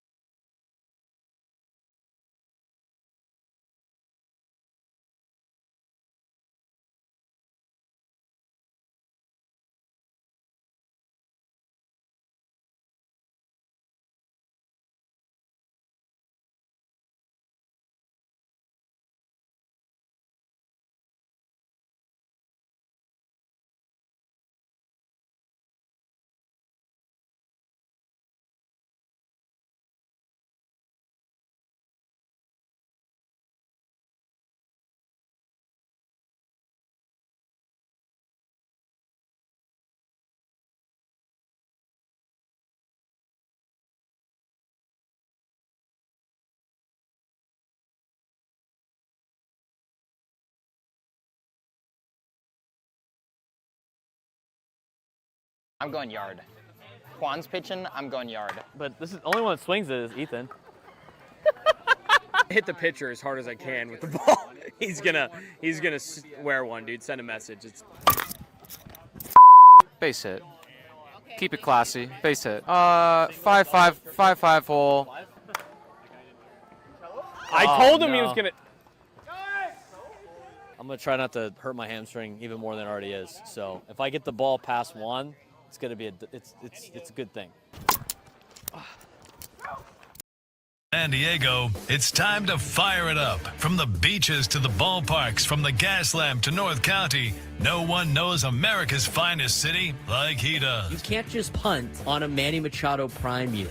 He's a fourth-generation San Diegan, born and raised in the heart of this community. Passionate, opinionated, and always bringing you the real talk on your teams, your city, and everything in between. Braden totally knows his stuff. He's ready for the next step. That guy is good. Live and local, it's the Braden Surprenant Show. But I think Braden's one of the up-and-coming young stars in the media game in San Diego. Now, here's your host, Braden Surprenant. New lunchtime hour on 97.3 The Fan. He's Frank Marchese. I'm Braden Surprenant. This is the Braden Surprenant Show, live and local each and every day from 10 to 2 on San Diego's number one sports station, 97.3 The Fan. We are broadcasting live from the Bill House Studios. We know how.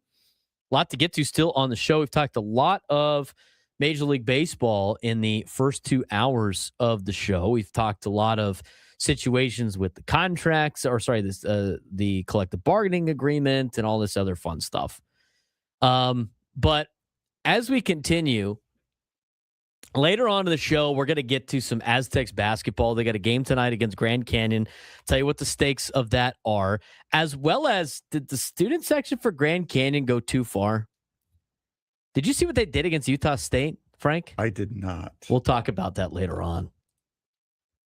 There's one thing to be like rowdy and stuff. There's another thing to just do what they did the night before. Oh, sounds fun. Yeah. Oh, yeah. It's kids are nuts. Remember, Grand Canyon is a for-profit university. It's got stockholders and stuff. Take that for what it's worth. Anyway, we're going to talk about that later on in the 1 o'clock hour.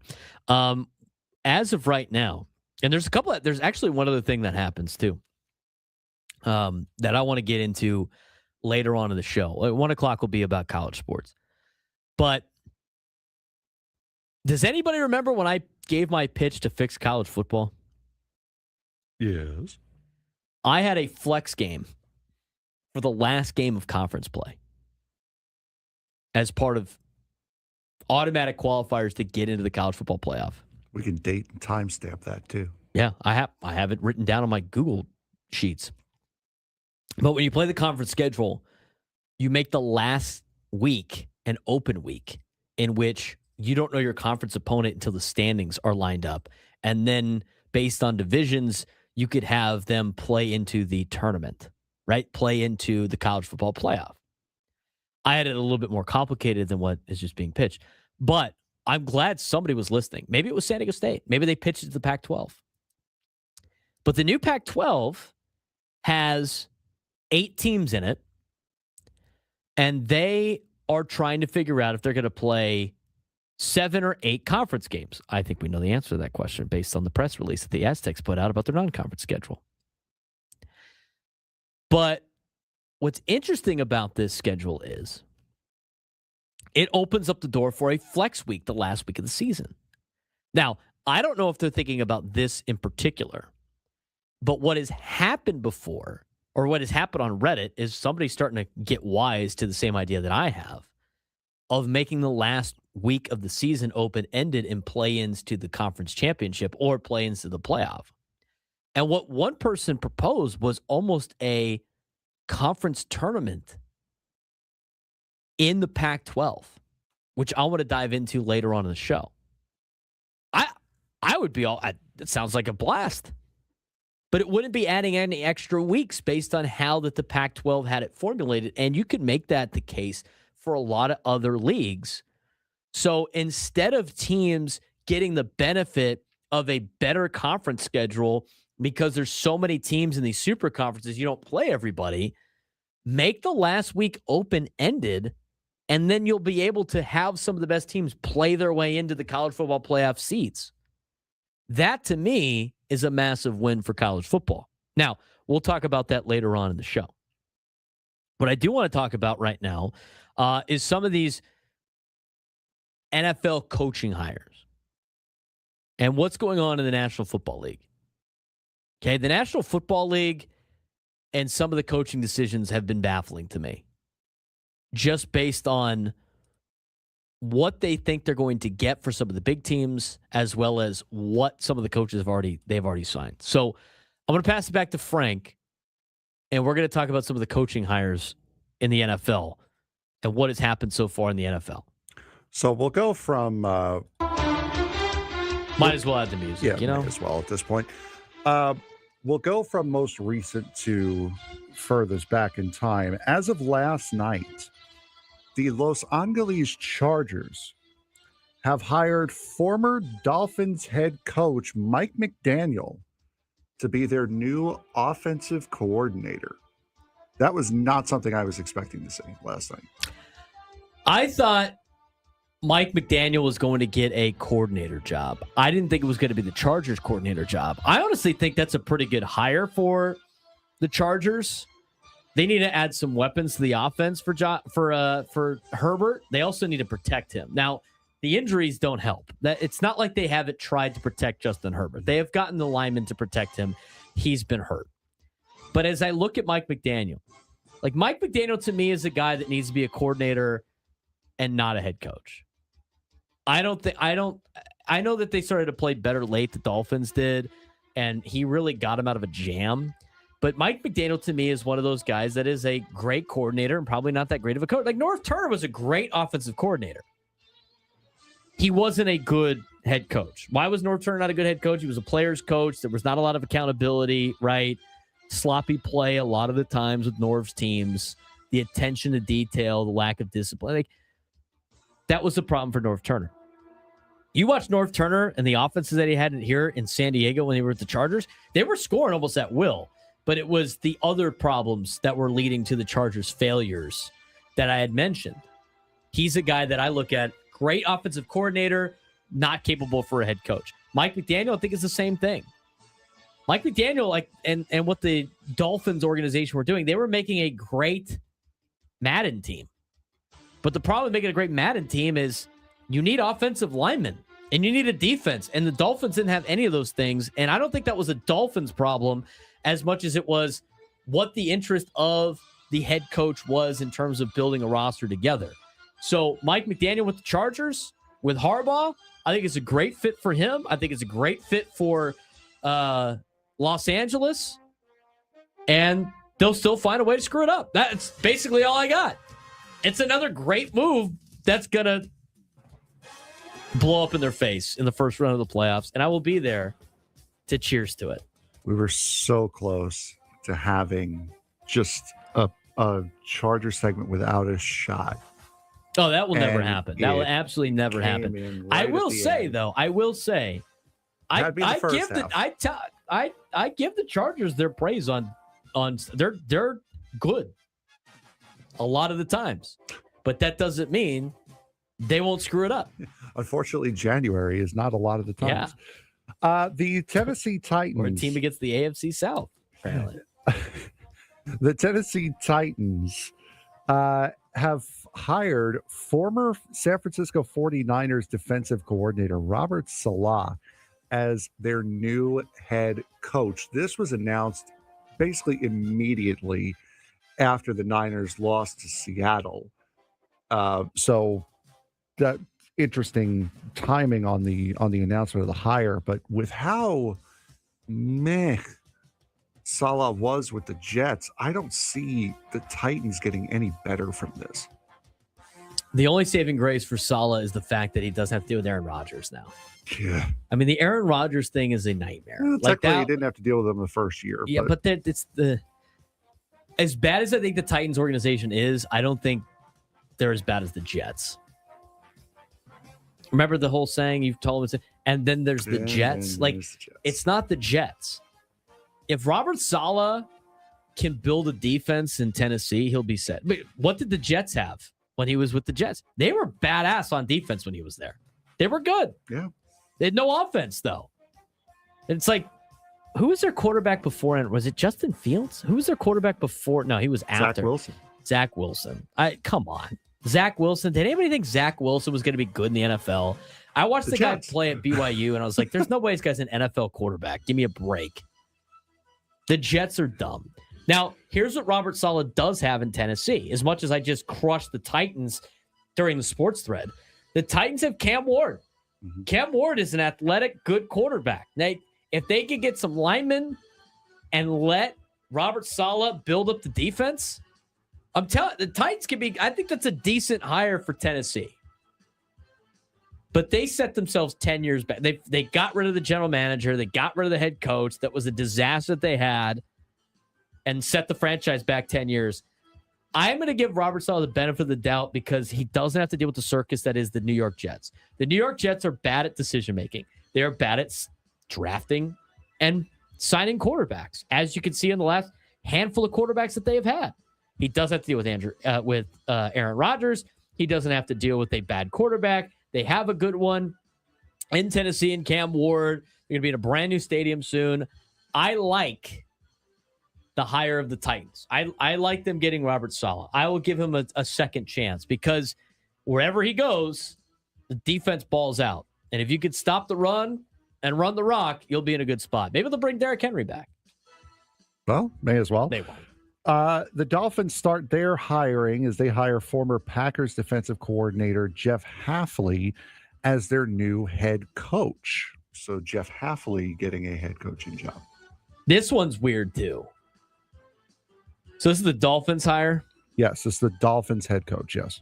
So Jeff Hafley, he was a guy that was the head coach at Boston College, right?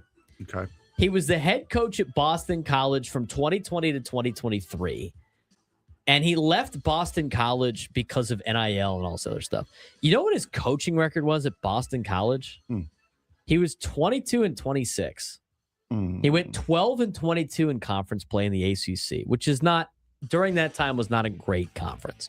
He finished in 6th place in 2020, 6th place in 2021, 7th place in 2022, and 9th place in 2023. May I remind you, 2 of those years, that was in the division. 6th in their division, not in the overall conference. He went to 2 bowl games. They went to the Military Bowl. They lost. They won the Fenway Bowl in his last year.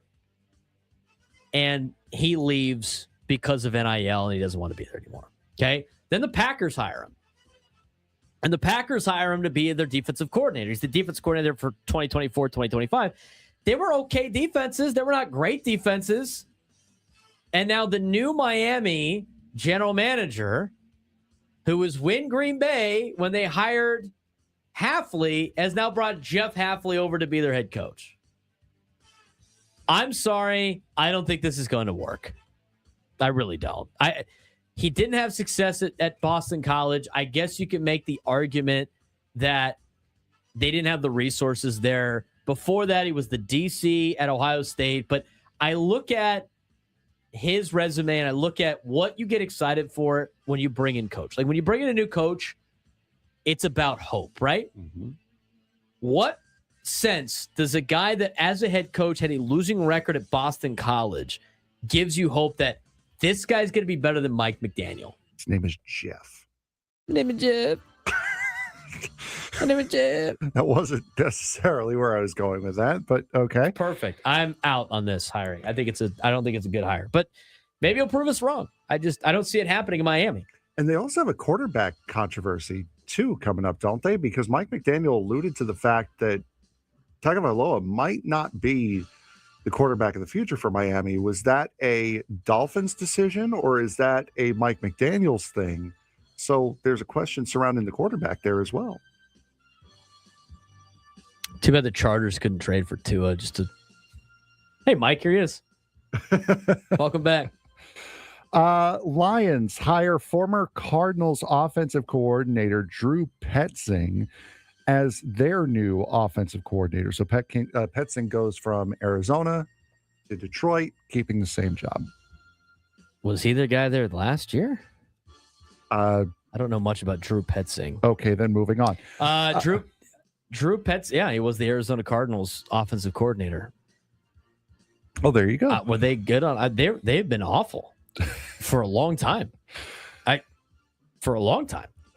Falcons hire Kevin Stefanski as their new head coach. They will be retaining Jeff Ulbrich as their defensive coordinator as part of the staff. So Kevin Stefanski going from Cleveland to Atlanta. I like Kevin Stefanski. I think he's a good coach. I think he's a real good coach. I think, unfortunately, here's what fans always blame their coaches for why their teams suck. The Browns suck. They will always suck. I mean, they're not good. They're poorly run. Sorry, Clay. The team sucks. Kevin Stefanski's a good coach. You could tell things were going to get worse when they did the whole Shedeur Sanders draft thing. I mean, the Browns have made a lot of bad decisions and have thrown Kevin Stefanski into a world of hurt. It's amazing that they're able to win games with the organization that the Browns have. And Kevin Stefanski showed that he is a good coach by winning games in an organization that can't win with the quarterback situation that he has had. He was the head coach in Cleveland from 2020 to 2025. Went 11-5 in his first year. They still finished third in the AFC North. 8-9 in 2021, 7-10, 11-6 in 2023, and then all of a sudden we had massive quarterback problems for the Browns. Kevin Stefanski's a good coach. I think it's a good hire for Atlanta. And Jeff Ulbricht's a good coach too, defensively. Wasn't there some sort of issue this season around Jeff Ulbrich, this offseason? Like something happened with his kid that got him in trouble? His kid, I think, was the guy that called. His kid's the one that leaked Shadeur's number out to the prank calls, or he did the prank call himself during the draft. Yes, which is hilarious. Now that Stefanski is now working with that guy, do you think they redo that prank call? Got Shadeur's number now, right? Oh boy! And then the biggest one so far is that the Giants have officially hired John Harbaugh to a 5-year deal. He did his introductory press conference yesterday. He will be reporting directly to ownership. He will not be reporting to the general manager. Harbaugh is reporting directly to John Mara as the general manager. Brother, I don't know. What's the point? Man. What's the point? Who cares? Why is he still there? And Sheehan yesterday was like, oh, yeah, no, this has no bearing on how we do. But, bro, the head coach is circumventing you to the owner. Like, what do you mean it has no bearing on how you do business? Of course it does. I'd be amazed if he makes it through the season. Why do the Giants Why don't the Giants have the heart to just fire the guy? Just fire him. Why is he there? You're gonna publicly humiliate this guy? Why is he there? You can't. Stupid. I don't get that. And what did I tell you? Joe Sheehan was panicking and stressed out during the press conference. Apparently. Yeah. Exactly. And what? Yeah, he's not making it to the combine. Then Harbaugh's just going to replace him. Yeah, and then, what did I tell you? And then hear what you get. You get the head coach that's the general manager and the head coach. And does that ever lead to success? No, it does not. But I told you, $20 million a year is not just your head coach. It's going to be your general manager as well. I told you that right from the jump. And now we're circumventing the general manager. Well, there's other guys that are getting paid up to that level too that are not GMs and just coaches. I mean, $20 million. That's why he took the job, because he was like, it's not a sinking ship. Anyway. Kevin Stefanski's a good coach. He could just, the fact that he was able to win in that organization at all proves it. 833-288-973, 833-288-973. When we come back, NFL roadmap in the future, what they're trying to accomplish. Robert Kraft kind of leaked some secrets. 18 regular season games. Who saw that coming? And we got a disgruntled Bills fan on line one. Maybe we'll answer his call when we come back on the Braden Surprenant Show, Sending us number Sports Station 97 to the Fan.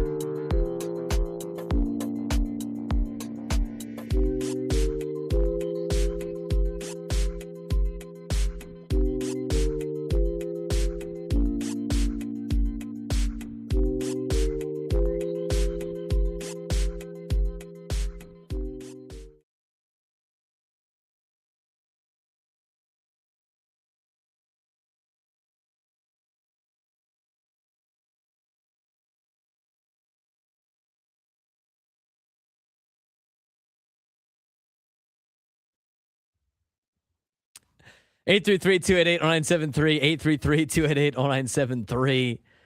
Want to mention all guests on 97 to the Fan. Join us in the David P. Shapiro Fan Hotline. David P. Shapiro, criminal defense attorney, is helping good people regain control of their future when charged with the crimes since 2010. Visit davidpshapirolaw.com. The NFL wants to add more games to their slate. We're going to talk about that in just a second, but we have found the disgruntled Bills fan in town. And by the way, like I said it, I don't know if this is, you're going to have to wait for the reports on this. I can't imagine Josh Allen is super stoked with what he saw today at the press conference. I've seen some rumblings on social media about that. I haven't seen it from any legit source yet, but could there be a possibility Josh Allen's like, you know what? Get me out of this dysfunctional organization. Got a Bills fan on line one. Sam and Del Cerro, you're on the Braden Surprenant show. What's going on, Sam? Hey, Brock. How are you? I'm doing well. Probably better than anybody that watched the Bills press conference today. What do you got for us? You know, it's kind of the epitome of the Bills org to do it at 9 a.m. when half the country's asleep, trying to sneak in a presser where the owner just oversteps the GM. At this point, what's the GM going to do with Josh Allen? Like you said, if I'm 17, I want out. I got no help. I'm throwing to mailmen and garbage men in January in the snow in Denver. And I got my defense who is playing out of their mind in the secondary. McDermott was scheming things up all weekend. You should watch the tape against Jacksonville. It was insane. And then the next morning we wake up and McDermott's fired out of nowhere and Bean keeps his job, which is quite possibly the worst possible outcome for the Bills org.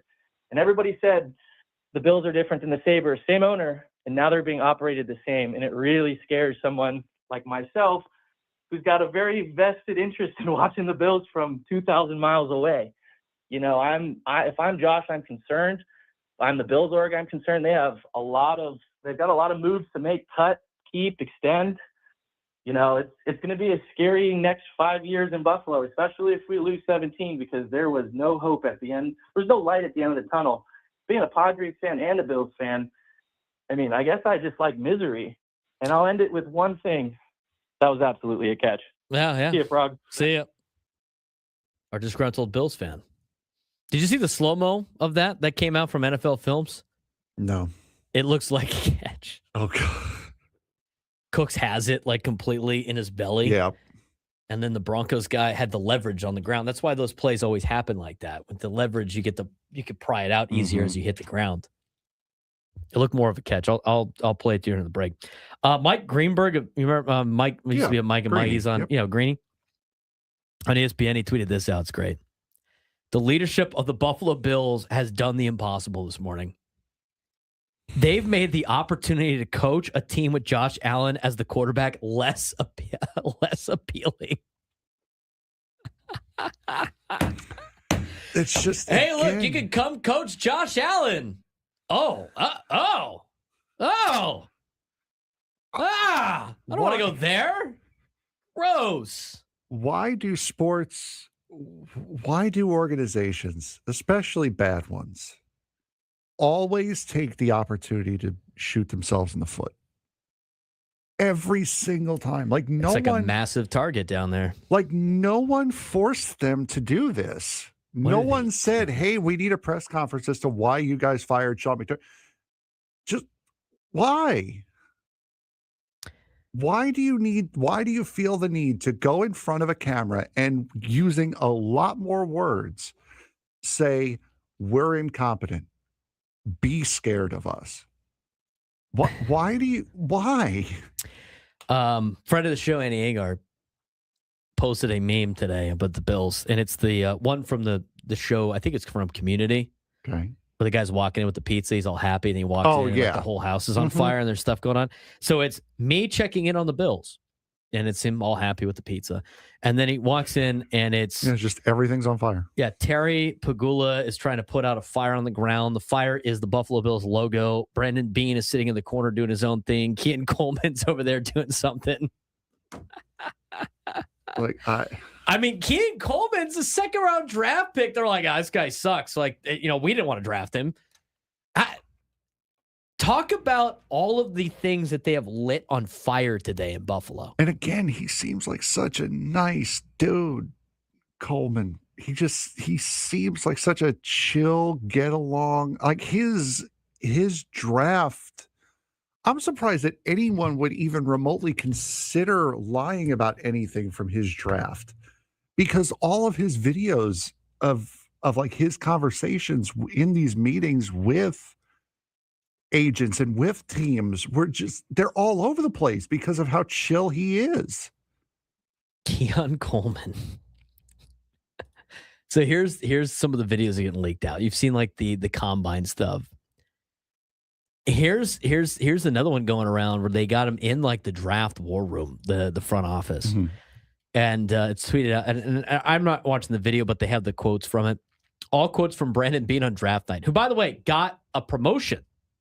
They promoted Brandon Beane, and they fired Sean McDermott. And then they said that, well, we didn't want Keon Coleman, and they're kind of blaming like Sean McDermott wanting Keon Coleman on the team as like a reason for one of the reasons why they fired him, because like you can't bring in the good talent, whatever it is, which is already a reach anyway. And so Brandon Beane got promoted.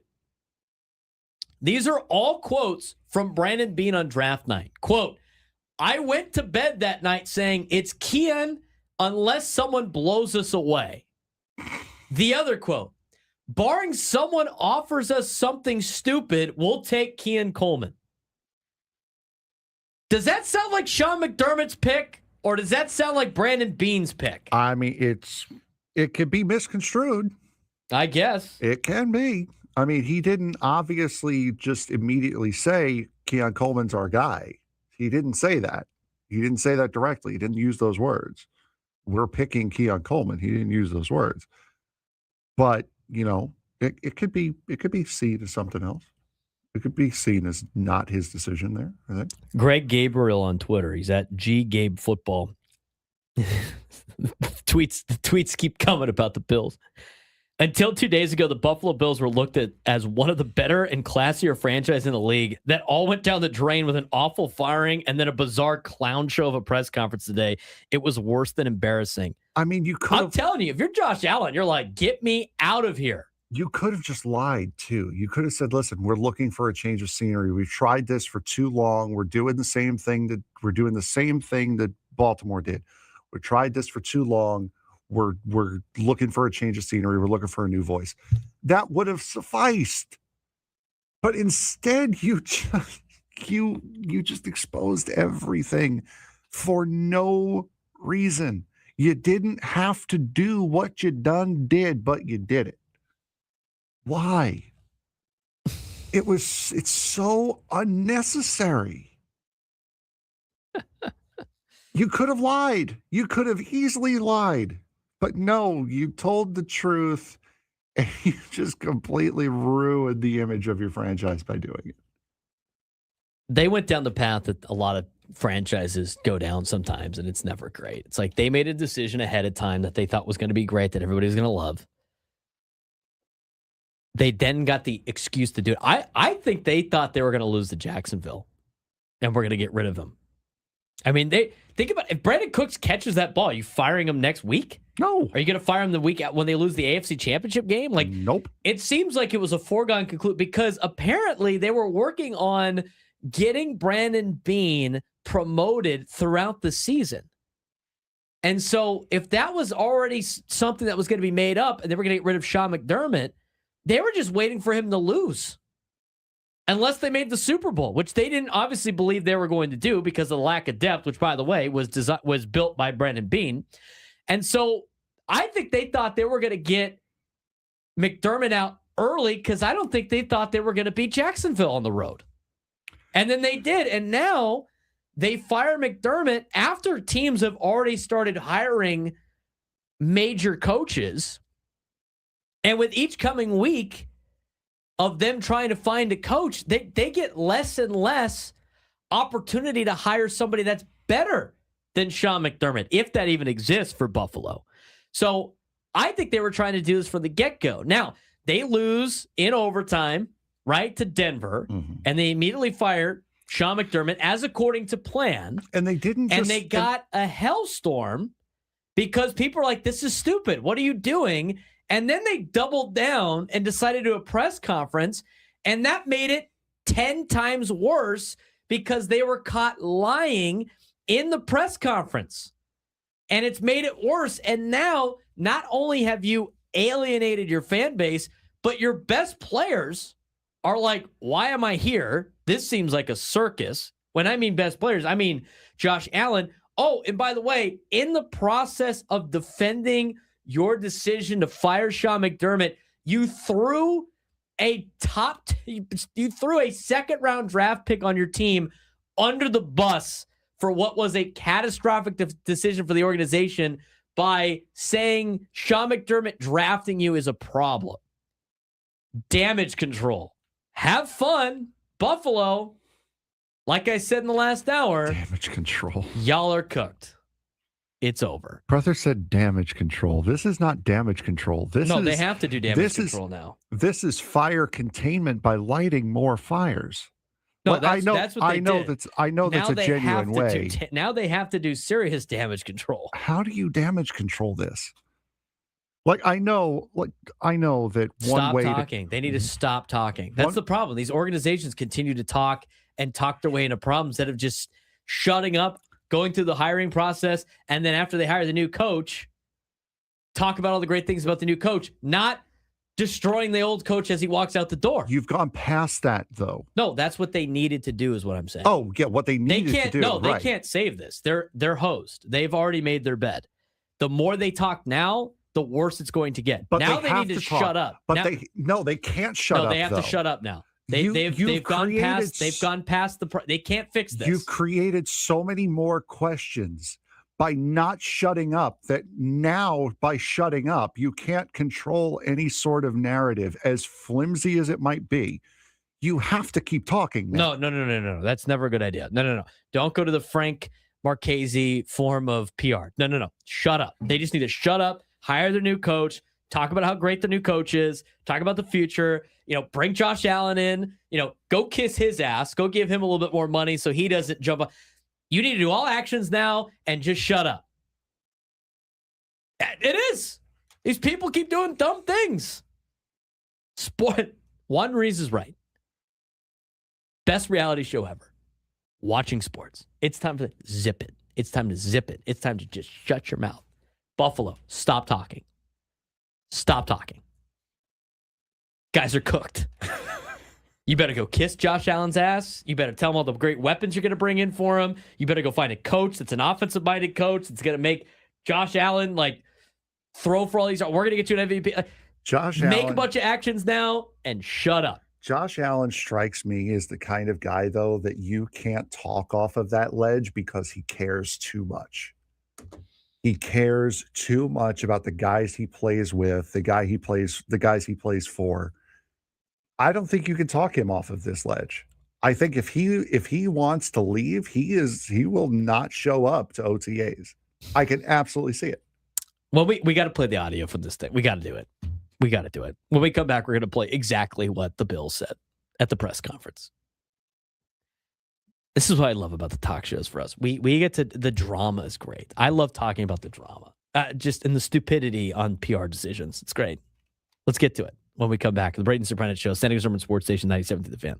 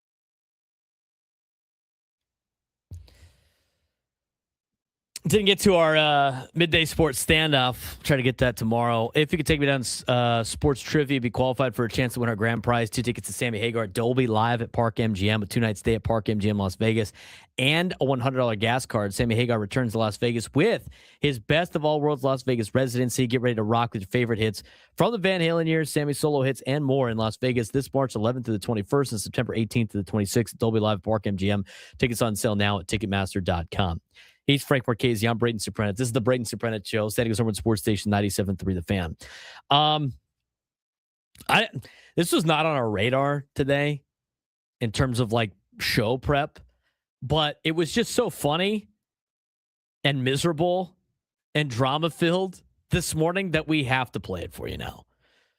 So the Bills decided to fire Sean McDermott after they lost to Denver, and the owner of the Bills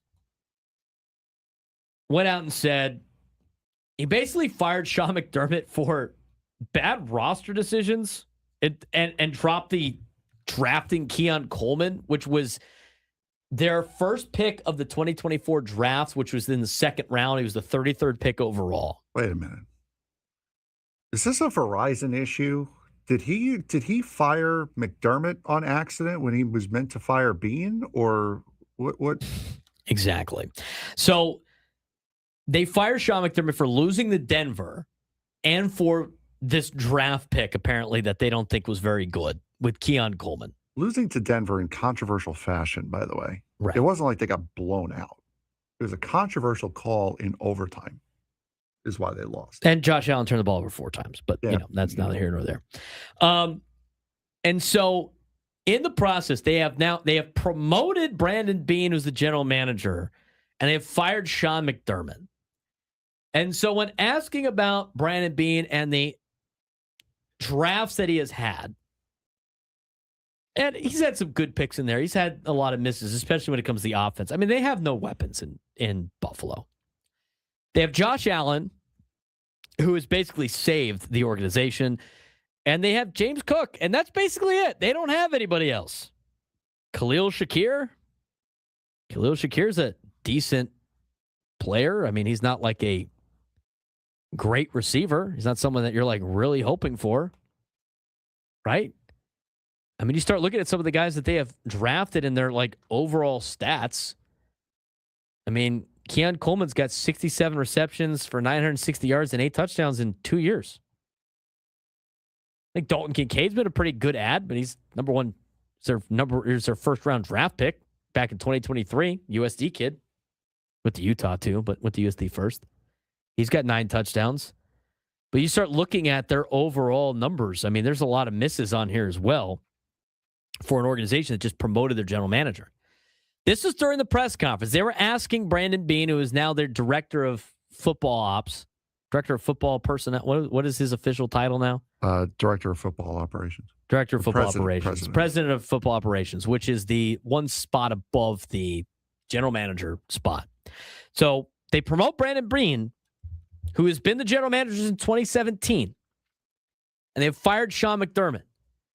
And they asked Brandon Beane at this press conference, which was a joke, about the Keon Coleman situation. And Brandon Beane doesn't even get the answer before Terry Pagula comes in, the owner of the Bills, to basically throw Keon Coleman and Sean McDermott under the bus. Yeah, can I interrupt? I'll address the Keon situation. The coaching staff pushed to draft Keon. I'm not saying Brandon wouldn't have drafted him, but he wasn't his next choice. That was Brandon being a team player and taking advice of his coaching staff, who felt strongly about the player. And, he's taken, for some reason, heat over it and not saying a word about it. But I'm here to tell you the true story. It's the coaching staff's fault for why the general manager drafted Keon Coleman with their first pick in the 2024 draft. It was the 33rd pick overall. It was a second-round pick. That wasn't Brandon who we just promoted. That was our coaching staff pressuring him into doing it. Well, it's funny you said that because there's clips going around. Like the combine clip, you can go see that. That's full force on social media right now where they're talking about drafting Keon Coleman.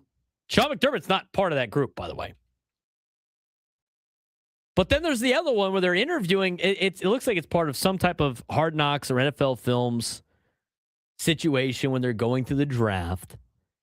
And Brandon Beane is being interviewed about the draft. And you can hear him talking in the background with some of the deals. Here's the 38-second clip of that. Basically, when I went to bed that night, I was like, it's Keon unless someone just blows us away. We didn't feel anything was attractive enough for us to pass up on Keon. All things considered. All things considered. Get the guy who's feels the best fit. Yep. And those might be obvious. But so tomorrow, who we picking? We're just going to keep trading more.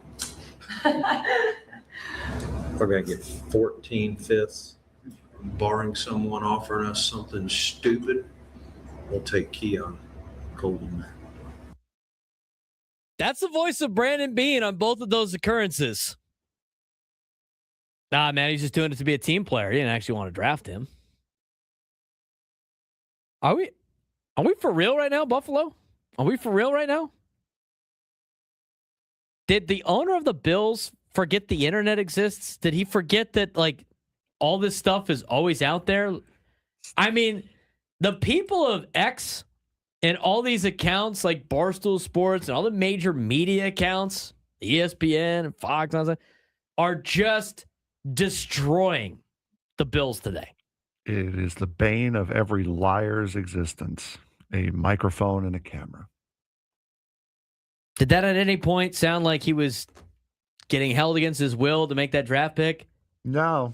They haven't done really that great of drafting receivers in Buffalo, and you want to know why? I mean, you want to get the explanation? I mean, they haven't had any weapons in Buffalo in a long time. They drafted a receiver last year in the 7th round, Caden Prather.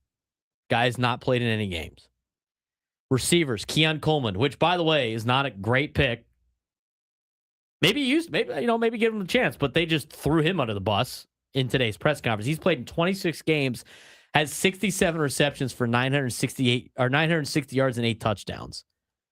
They went on to draft. That was the only receiver they drafted in 2024. 2023, they drafted Justin Shorter. Justin Shorter has played in 17 games in his career. In 2022, they drafted Khalil Shakir. He's been okay. He's played in 62 games in his career, has 197 receptions and 11 touchdowns since 2022. Not necessarily a blow, knock your socks off type of draft pick. They drafted Marquez Stevenson. He's not in the league anymore. Receiver in the 6th round in 2021. He played in 5 games, got no receptions. 2020, they drafted Gabe Davis. Gabe Davis has done a pretty good job in his career, I would say, but he's not like he's always hurt, first of all. Gabe Davis, 80 games, 3,098 yards, 30 touchdowns. Not a bad 4th round pick for the Bills. They also drafted Isaiah Hodgins. Anybody know who Isaiah Hodgins is? He's still in the league. He's played in 38 games, has 70 receptions for 749 yards and 8 touchdowns. A 6th round draft pick out of Oregon State. 2019, didn't draft any receivers. 2018, drafted Ray McLeod. Most of Ray's success he's had with other teams, not the Bills. And then in 2017, the first year, they drafted Zay Jones, or Brandon Beane did. Zay Jones, 307 receptions, 18 touchdowns, 3,295 yards since 2017. He's played in 123 games in the NFL. The Bills have had okay drafts. They haven't had like great drafts. But to me, the entire blame of their failures on just the head coach while talking about how great the general manager is, that's the problem that we have with this press conference. It's the let's praise our general manager as they talk about how they were able to win games with the limited depth that they have had. I'm sorry. Is that a better? does that talk about the GM or is that talking about the coach? Like, if I don't have the depth yet I'm still winning, isn't that more praise for Sean McDermott than it is for Brandon Beane? He said that today in the press conference. I agree with Frank. He must have thought he was firing the wrong guy. It was the Verizon outage. It had to be. Oh my God. They promoted the general manager. They fired the head coach. What a clown show. Good luck getting a guy better than Sean McDermott. Good luck keeping Josh Allen. Bills are cooked. They're cooked.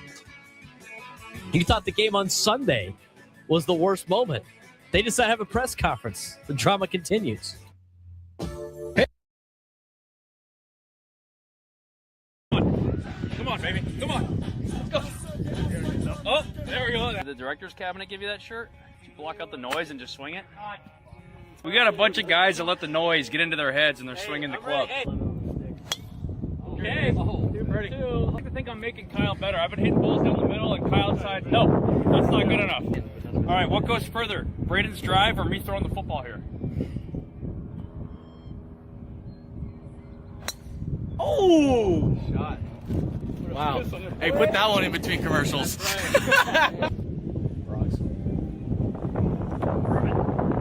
Rocks. The next group coming up too.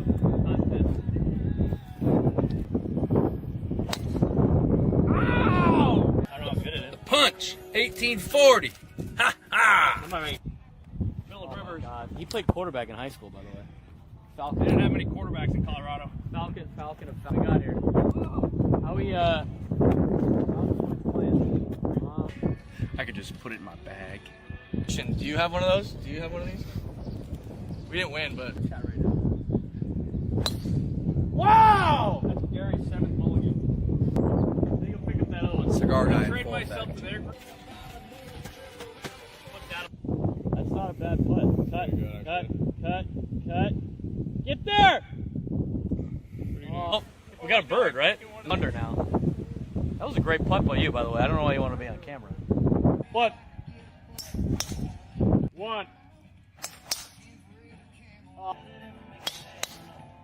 Hey, bud. Go. Come on, baby. Come on. Let's go. Oh, there we go. Did the director's cabinet give you that shirt? Did you block out the noise and just swing it? We got a bunch of guys that let the noise get into their heads and they're swinging the club. Okay. Ready. I like to think I'm making Kyle better. I've been hitting balls down the middle and Kyle decides, no, that's not good enough.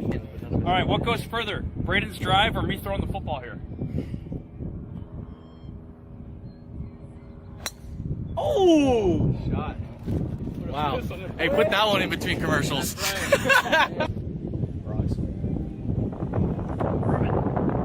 Rocks. The next group coming up too.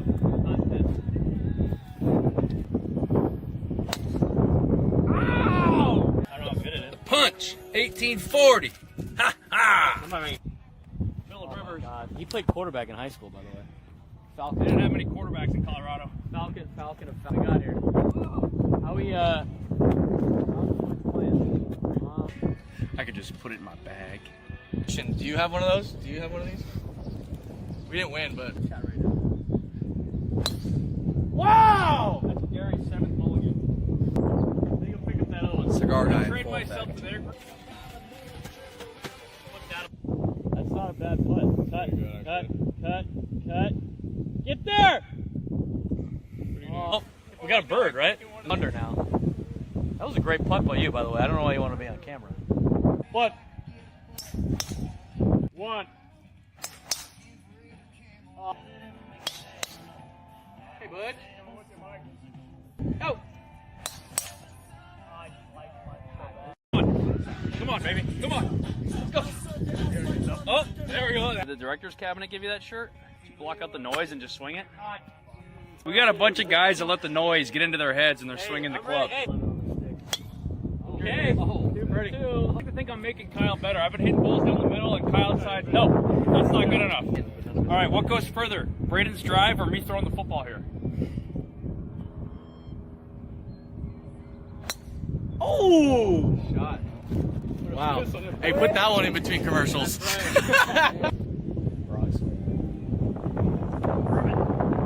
Rocks. The next group coming up too.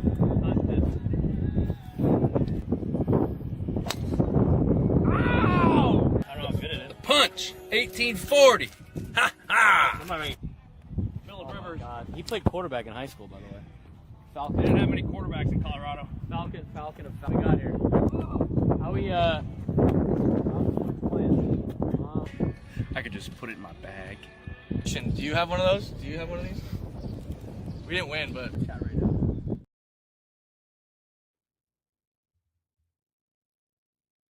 Hilarious. We got to put a final bow on this conversation. He's Frank Marchese. I'm Braden Surprenant, making fun of the Bills today. That's been like the last two segments. This is the last part of me making fun of the Bills. Andrew Siciliano tweeted this out from the press conference. I mean, this press conference is just gold. Sports. The best drama you'll find. You think Bravo's got great drama television, reality television? Sports does. Sports does. Andrew Siciliano tweeted this part out of the press conference today for the Bills, who were talking about, you know, why it was just why it justifies firing Sean McDermott and promoting general manager Brandon Beane. Disaster. That's what this was. One of the comments was great. They should show this in college as a teaching tool, this press conference. Terry Pagula, who is the owner of the Bills, from their deal today. I'm aware there's criticism out there of our franchise. Does anyone know what the numbers 5, 2, 3, 2, 2, 6 represent? That's our seeding over the last 7 years in the playoffs. It's impossible to have those kinds of results without a good roster. First comment. Or a good coach? Question mark. All of the flexes today in the Bills press conference to talk about how great the general manager was ended up not being flexes for the GM and not the flex that they thought it was. It was honestly proving the point that they shouldn't have fired Sean McDermott. They won despite those rosters. You also have a really good quarterback in Josh Allen, who you asked to be the entire team all the time. I think the Bills won despite the rosters that they have had because they have Josh Allen and Sean McDermott. A joke. Hilarious. All right, let's get to today's biggest fan. Want to congratulate today's biggest fan, Ryan Sullivan in San Diego. Ryan Sullivan in San Diego, give us a call in the next 10 minutes at 833-288-0973, 833-288-0973, and you'll qualify for our grand prize, 20 tickets for you and your friends for a night in our Odyssey Suite at a Padres game with all the fan staff later this season, catered by Spiro's Mediterranean Cuisine. Register your name. Remember to register your name at 97throughthefantasy.com/biggest fan. Ryan Sullivan in San Diego, 833-288-0973, 833-288-0973. Ryan Sullivan, you're today's biggest fan. I can't stop talking. I can't stop destroying the Bills today. Hilarious. Going to have to, though, because we have a basketball game to get to, 2 basketball games. We got the Aztecs basketball game to get to tonight. USD plays basketball tonight. We're going to get that in a little bit. We'll talk about the NFL roadmap tomorrow show, about what the league wants to do. Robert Kraft kind of gave some secrets out. The biggest thing, of course, is they want 18 regular season games. Anybody surprised by that? Nope. No, I'm not surprised by that. Anybody surprised that there's a lot of injuries in the NFL and a lot of these teams are skeleton squads now? By the time we get the AFC and NFC championship games, anybody surprised by that with the extra games they have to play in a violent sport? No, not surprised. It's amazing, the NFL. I mean, we talk a lot of praise about the NFL for a lot of marketing things that they do, business things, how they construct their league, for sure. They do a lot of dumb things, too.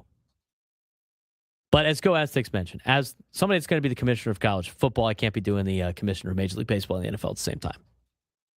They got their own problems they got to fix. Something I wanted to bring up as I talk about the commissioner of college football.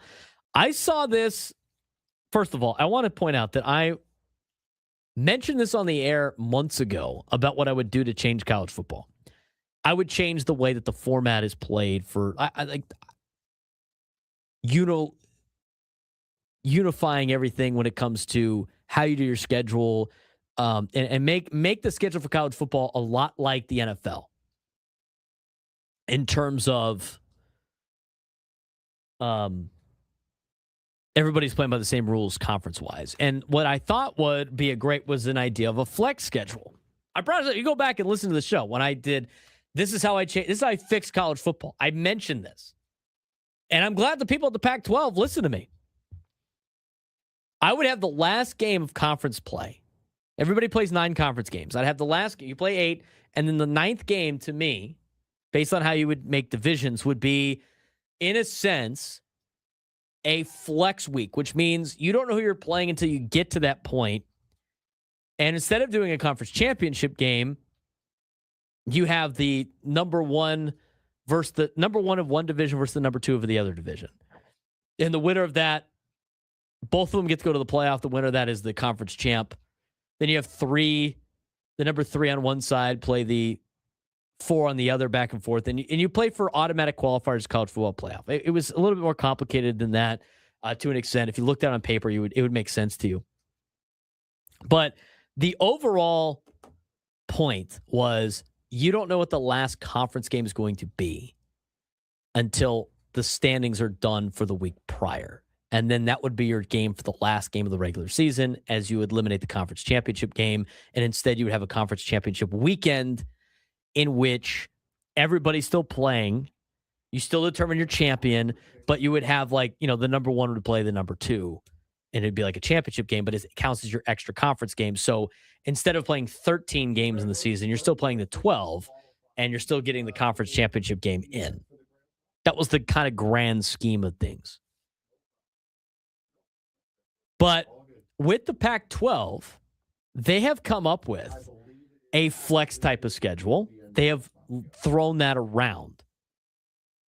And somebody on Reddit, on college football Reddit, has also proposed something that was kind of in between what the Pac-12 was proposing and what I proposed earlier in the year. And that is basically a little bit of a 4-team playoff for the Pac-12. So listen carefully. So the Pac-12 conference has 8 teams in it, if you're following so far. And I know Frank's working on stuff, but I need him to just acknowledge on some of these. So the Pac-12 conference, right, Frank, has 8 teams, which means yes, you got 7 opponents. Yes. But the problem with that is you got to play at least 8 conference games. I could see how the astute mathematician out there might see that as being unequal or a problem. Why? Because you can't play yourself, right? Correct. There's only 7 opponents, and you got to play 8 conference games. So how do we determine what the 8th game is? You're going to have to play somebody twice. Now, do you play a rival twice? Like, does Washington State play Oregon State twice? Does San Diego State play Fresno State twice? Does Boise State play, I guess, Colorado State twice? Like, it's kind of forced because they don't have all the rivalries. Well, no, you name it something like I don't know. UCF and UConn did. What was the name of that stupid trophy that they left? Well, there? no, I was just saying you name the rivalry something like the Vetter Cup or something like that, and you kind of just you force it every year. No, you don't do that. Okay. So the pitch was for this flex week, which I like. So you have to play an 8th conference game. What if you took the top 4 teams and you had the number 1 team that finished in the standings after they played all each other, play the number 4 team again. And then you have the number 2 team play the number 3 team. And then the winners play each other the next week for the conference championship game, because everybody loves the conference championship game, right? Mm-hmm. You would essentially be creating a 4-team playoff in the Pac-12. It's almost like a conference tournament that you get in college basketball. And here's the thing, like 5, 6, 7, and 8 wouldn't be in the, quote, playoff, but they still have to play their 12th game, right? Mm-hmm. And so they would just play each other. Like 5 and 6 can play, and 8 and 7 and 8 can play for 5th place and 7th place. And that could be the same weekend on November 27th, 2026, the last weekend of college regular season, right? That's their 12th game. And the only one playing an extra game would be the two teams that won in the 14 playoff. And they'd be playing in the conference championship game, just like you would already have. So you would have 4 teams in the last week playing for a conference championship bid. And then you'd have 4 teams just playing for seeding and who knows, probably bowl games and all that other stuff. I like your idea better as far as the splitting the conference in half and then having 1 play 1, 2 play 2, 3 play 3. I like that better, but for the Power Act 12, the conference is too small in order for something like that to work. So I could see so that's where why this I makes sense. Yeah, I like the tournament for the quote unquote tournament for the smaller conferences. Here's what I would do though. Like my proposal was if the power entities all got 4 bids, right? The number 1 on both divisions would play each other for the championship, right? So you'd be the conference champion, and they're both already in the playoffs. That's the 2 spots. And then what I would have, instead of having 2 play 2 and 3 play 3, I would have 2 of one division play 3 of the other. And you know what I'm saying? So both the 2s play the 3s. And then what happens is whoever wins those games gets the other 2 bids for the playoff. So then you would have 14. So like in the Big 12, right? You break the Big 12 up into 2 divisions. Yeah. 2 8-team divisions. And the last week of the year, you pair up the champions, right? So let's just say you have, Texas Tech and TCU are the champion of their division. So they play each other in the Big 12 championship game. They're both in the playoff, but one of them gets to play for a first round bye. Yes. Whatever. Or just to be the champion of the league. And so that way the league gets the conference championship game. But also in the conference championship weekend, you get the conference championship games in. You don't have to give the teams an extra week, right? So you don't get a 13th game. And then everybody in the conference is still playing because you just match up. So you'd have Tech play TCU in the championship. And then let's say BYU finished 2nd in their division and Houston finished 3rd and Utah finished 2nd in the other division and Arizona finished 3rd. So BYU would play Arizona and Utah would play Houston, right? In the 2 versus 3. And whoever wins those games are both in the college football playoff, and whoever loses is done. And then from there on out, the 4s play each other, the 5s play each other, 6, 7, 8. And so the conference championship weekend is really the last weekend of the college football season. There's no 13th game, so you don't add an extra game for these teams. You don't make the fans have to travel over the place. And then you get your 4, you get the fairest way to get your 4 automatic qualifiers for your conference. Now, just because you lost that game doesn't mean you're out. You could potentially make it as a at-large team. But at least with that, Frank, if you don't make it as an at-large, you have the ability to clinch a spot by winning in the final week and make it into the tournament. Yeah, you have the ability to play your way in. And that's for bigger conferences, though. Those are for the conferences that have 12 or more teams. Yeah, the ACC, Big 12, Big 10, SEC, and SEC. The autonomy 4s, like a lot of people like to say. Great. But for the Pac-12, when you have 8 teams and you have to play an extra week, now you have a 4-team playoff. Yeah, I like that. I really do like that idea. It changes things up a little bit. It's instead of just the conference championship, you do what your original idea does, which is take as much of the human element out of it as possible. Because if you're playing a quote unquote tournament style thing, you don't have to worry about computer algorithms to see who gets into the conference championship game.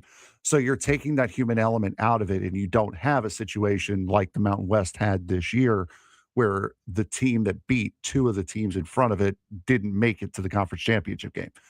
So I do like that idea, and it is a very creative way to get that last championship game in, to get that last conference game in, and also still have it mean something and not just be another repeat matchup. But you also keep the conference championship moneymaker that these conferences never want to give up, right? Yes. But again, I wouldn't make it 9 conference games. You'd get 8. And in these leagues with 16 teams, it makes perfect sense because you played your division, which is 7 teams, and then your 8th game, same thing like the Pac-12, right? Mm-hmm. You'd be playing the team of your caliber of the other division, and you're playing for a chance to go. And therefore, it's no BS on a sense of, well, their division's easier than ours, right? No, well, now we can prove it, right? So in those, remember that the whole reason why they got rid of the divisions in college football is because 3 of the best teams in the Big Ten were all in the same division. Like Penn State's that they're going like, well, Purdue won the conference over the other division. We would destroy them. Yeah. But in this particular sense, if you went back to whatever the last year was of the divisions, which I think was, let's go back to 2022. So in 2022, just to use it as an example, the Big Ten had 14 teams in it, right? 2, 4, 6, 7, 2, 4, 6, 7. If you went by this proposal, because they had 7 teams in each division, they'd play like they'd play the 6 teams, whatever, on their side. You could probably mix and match who you play on the other side. But in the final week of the Big Ten Conference, Michigan would have played Purdue for the conference championship game, right? That's what it was, right? That would have gone over well. Michigan played Purdue in the conference championship game. Since you won your division, Purdue, you get one of the automatic qualifier spots for the conference. Fair. You won your division. Yeah, fair enough. Okay. Michigan, they win the game. They are the number 1 team. They get the automatic qualifier. They're in the playoff. And then Ohio State, as the 2, would play the 3 of the West, which was Iowa. And Penn State, the 3, would play the 2 of the West, which is Illinois. And the winners of those games would also clinch. So instead of just rewarding, the top 2 in each division, which would be stupid, if you're Penn State sitting at 3rd, you're like, well, we play in a better division, they get to prove it by beating the 2 on the other side. Yeah. By beating Illinois. And now all of a sudden you have, if you're the Big Ten, your 4 automatic qualifiers, you have roughly your 4 best teams representing your conference, and it was played on the field. It was played on the field, which is the biggest part of this entire equation. Now, go back to the new Pac-12. From a smaller conference standpoint, a conference that only has 8 teams, I love this idea because now you get a mini tournament at the end of the season. It gets eyeballs to the game. And now you're looking at San Diego State. Let's talk about it from a local perspective, right? So the Aztecs, they're going to play Boise and Fresno and Washington State, Oregon State, Texas State, Utah State, Colorado State. You get to play everybody in your conference once. And if they finish in 2nd, now all of a sudden, if Washington State finished 3rd, you're hosting Washington State the last week of the year for an automatic, if you win, you're in the conference championship game. Instead of let's use metrics and computers and let's tweet and let's put it to chance and all this other stuff. Win and in. It's a tournament now. And so now the Pac-12 is playing a conference tournament before whoever wins their league will represent themselves in the college football playoff, theoretically. I love this idea. And I guess we will wait and see when the schedule comes out for the Pac-12. But if anybody at San Diego State is listening to this, or maybe you're already working on it, vote for this to happen. Because you know what? This is a great idea with nonstop entertainment. I'm on board. I love this. Now, some of this was my idea in a different way, but this is where I think they need to be getting to with college football, making the schedule more like the NFL, because what you could build off of that too, Frank, is if you have the 8 conference games, the non-conference becomes 4. You could play the other teams that finished the same spot as you the year before in terms of the other conferences. The SEC 3 plays the Big 12 3 and whatever. Mm-hmm. And then that way you have something to base the non-conference on. You could play one group of 5 school as part of those 4 games. And then everyone's like, well, what about the FCS? Make them play a preseason game that doesn't count. And so you still get the conference championship game. You still get the FCS game. They're playing 13 games, but you have a preseason game that doesn't count. So nobody gets, you don't have to worry about guys getting hurt, but you still get the use out of it. And now you have a centralized schedule for college football, and you let college football decide who makes the playoff. Get rid of committees. If you want a committee still to get the last 6 teams in the college football playoff, sure. But that's what it is. And then redo the schedule. Let's roll. Let's play. Let's end this thing on January 1st. Mm-hmm. I've fixed college football yet again. It's not hard. At least you're humble. It's easy. The best thing is you're humble. It's not hard. You're humble And about guess it, what? which is even better. But it's all about money. You can make a fortune doing that. Move the bowl games to the beginning of the season. Now we're really cooking. Let them draft. I already talked about this. Do the draft in March. Everybody's going to be tuned into ESPN. Are you kidding me? ESPN? Oh, let's tune into the draft reveal. Oh, the Holiday Bowl with their first pick. They pick Notre Dame. Oh, that's great. They go back. Oh, and the second Notre pick. Dame opts out. You can't opt out. It's a regular season game. Counts in the standings. Oh, it's Notre Dame, and then we draft. Okay, in the Holiday Bowl drafts, BYU, whatever. Oh, sounds good. All the Notre Dame fans buy tickets. Tourism. Hey, it's great. Love it. Move college basketball to the tourism of the winter break that you need. I have fixed it all. Thank you. I will accept all your gifts in the mail. We do have to take a break. Let's talk about Aztec basketball. When we come back, I have fixed college football. Thank you. I will do it again in another month. Aztecs basketball against Grand Canyon. We'll break it down when we come back.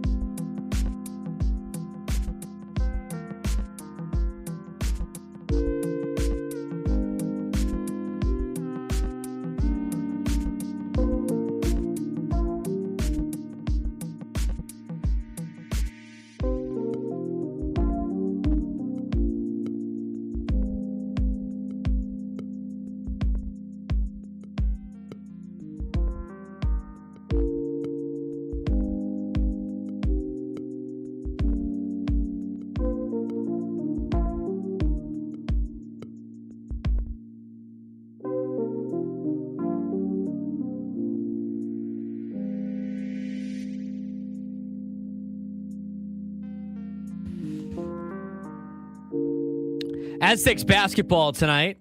USD is also in action. The Toreros will be taking on Washington State over at the JCP on the campus of the University of San Diego. I will be at that contest, calling it for ESPN Plus. That game starts at 6:30. Aztecs in action against Grand Canyon tonight. And as we take a look at the Aztecs basketball game tonight against Grand Canyon, it's a tough little matchup for the Aztecs against the Lopes. I mean, this is a team that is they play at a difficult place to play. It is a team that comes in at 11-6, 4-2, and just knocked off Utah State, who was one of the ranked teams in the conference in the Mountain West Conference. And they were able to knock off Utah State over the weekend. And so it's a tough spot for San Diego State coming up against Grand Canyon. Now, a couple of things with this, and we got to take a break, so this is going to be a two-part deal. I'll get you the metrics on everything, but I got to get an update on, it doesn't sound like Magoon Guath's going to play tonight. Did we see that report from Mark Ziegler? I did not know. It sounds like he might be out, so I gotta double check. But yeah, he's out. So Magoon, they're gonna have to do it again without Magoon Guath. So Magoon Guath is injured. He's out for the Aztecs game at Grand Canyon. The report from Mark Ziegler from earlier today: Aztecs will be without Magoon Guath on Wednesday night at Grand Canyon, and perhaps longer. 7-foot starting forward accompanied the team to Phoenix, but is listed as out on the Mountain West availability report for the 8 p.m. Pacific time game at Grand Canyon University Arena. The report doesn't specify injuries, although it is likely a hip issue, not his surgically repaired right knee. Guath tweaked the hip last week at Wyoming, then did it again early in Saturday's home game against New Mexico, subbing himself out and briefly headed to the locker room. He returned to the game later in the first half and played 5.5 minutes in the second half before being subbed out for good with 9:06 left. Same thing as Wyoming. Coach Brian Dutcher said Saturday he has a hip flexor problem at Wyoming. He turned it the wrong way, and we had to take him out today. 2 minutes in, he took himself out because you can see he has a hip impingement of some kind, and it bothered him. That was over the weekend against New Mexico. Can San Diego State be able to overcome Magoon Guath being out into the game today? I think they can. The thing with Magoon, he was finally starting to hit his stride a little bit before he got tweaked against Wyoming. And it was starting to see like vintage Magoon Guath. And that was a big reason why the Aztecs have won 7 straight games in the Mountain West Conference. They're going to have to do it without him tonight. And it's going to be a difficult game for San Diego State against Grand Canyon. I mean, this is a rowdy place. GCU Arena is the story because it is not a normal road environment. This is a design for chaos arena. 7,000 seat building, low ceiling. They pipe in music, nonstop movement. They call the student section the Havocs. They rush the arena an hour before tip, filling prime seats and meant to intimidate the opposing team. Brian Dutcher had this to say about playing there. It's everything about it is made for noise. Multiple players and coaches, including Donovan Mitchell and Rick Pitino, have called it the toughest crowd they have ever faced. And what makes this game even more difficult, Frank, they're not going to get credit for this game for as difficult it is to win there. Because Grand Canyon, in the grand scheme of things, when you talk about the net rankings, and you talk about the RPI, and you talk about where everything stands in terms of metrics, they're not going to give San Diego State a boost with the win. It's not going to be as big of a boost as it would be like beating Utah State, right? Grand Canyon, as of right now, in the net rankings is ranked 93rd. Now, it's gone up. It was in the hundreds. So they're up to 93 now in both the net and the RPI. And with that, it makes it a quad 2 game. You need Grand Canyon to be in the top 75 for it to be a quad 1 game. And the Aztecs right now don't have a lot of quad 1 games. There are a couple of road games coming up are going to be quad 1 games for the Aztecs, but Nevada's the only quad 1 game that they have so far under their belt as a win. Michigan and Arizona are quad 1 games that were both losses. They've had games drop down to quad 2. New Mexico's a quad 2 game. Baylor is now a quad 2 game because they have dropped in the net rankings at a neutral site. Boise State's a quad 2 game that they played at home. So with Grand Canyon being ranked 94th in the country in the net rankings, or 93rd, playing on the road against the 93rd ranked team gives you a quad 2 game. So if they win it, not a huge boost, but a loss could really hurt their metrics a little bit because, again, not only is that part of the equation, but the committee always scoffs at teams losing at Grand Canyon, even though it's too scary of a place for most Power 4 schools to want to schedule a game at. Yeah, it doesn't take stadium atmosphere into account, those rankings. It just looks solely at the teams, but it's going to be a rough game. And as far as missing Magoon Guath and everything that he started, he is a tall, lanky kid. And this is something that you see a lot with tall, lanky kids, is that they cannot stay healthy. It's hard for them to stay healthy for whatever reason. And Guath, unfortunately, falls into that category, and he's having an issue right now. And it's most frustrating, again, because he was just starting to get into his rhythm and starting to play like the player that we expected him and know that he can play. It's going to be a very, very difficult night, a game that you would expect on paper San Diego State to win. However, in practice, this is going to be a very difficult night for the Aztecs. And yet another middle finger from the Mountain West Conference to San Diego State as they part ways. What do I mean by that? They shouldn't even be playing this game anyway. I'll talk about it to finish up the show when we come back as we take a look at the Aztecs and Grand Canyon to finish up the show on the Braden Surprenant Show, San Diego Summer Sports Station 97 through the Fan.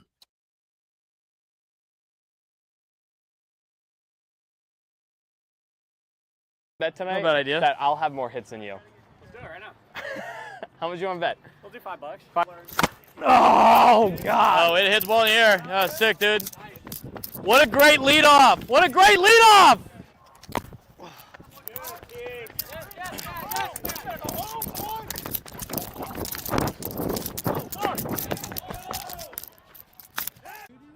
Yeah. You want to be mic'd up?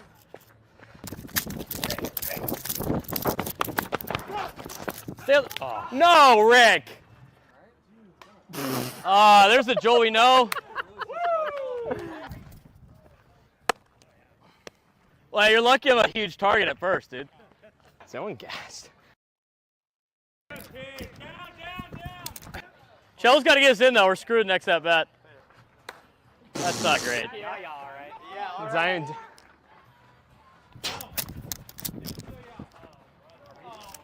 Are you? That is the saddest thing. Are you insane? That is sad. No confidence. You better get a hit now. It's like Moneyball. He's got no confidence. Ugly girlfriend.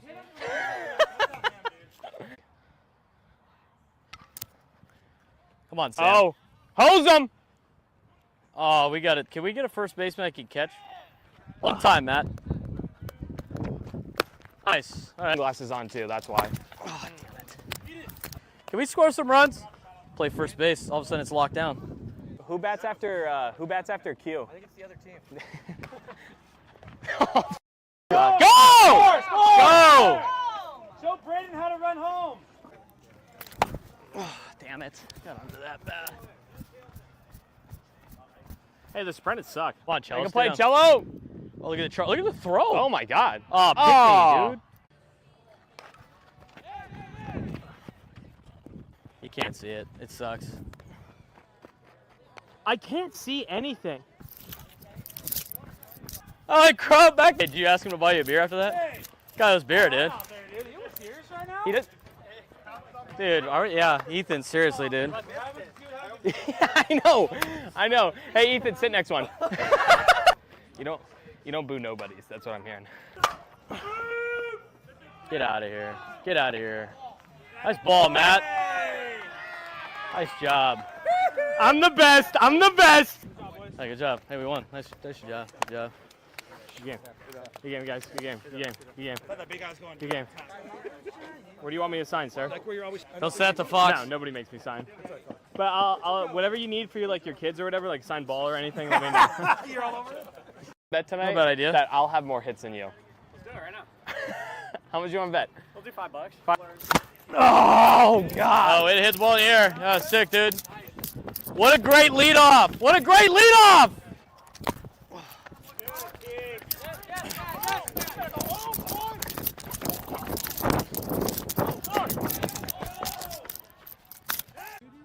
Yeah. You want to be mic'd up?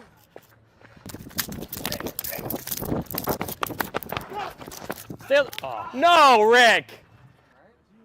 There's the Joel we know. Well, you're lucky I'm a huge target at first, dude. Someone gassed. Chell's got to get us in, though. We're screwed next at bat. That's not great. Yeah, all right. Yeah, Zion.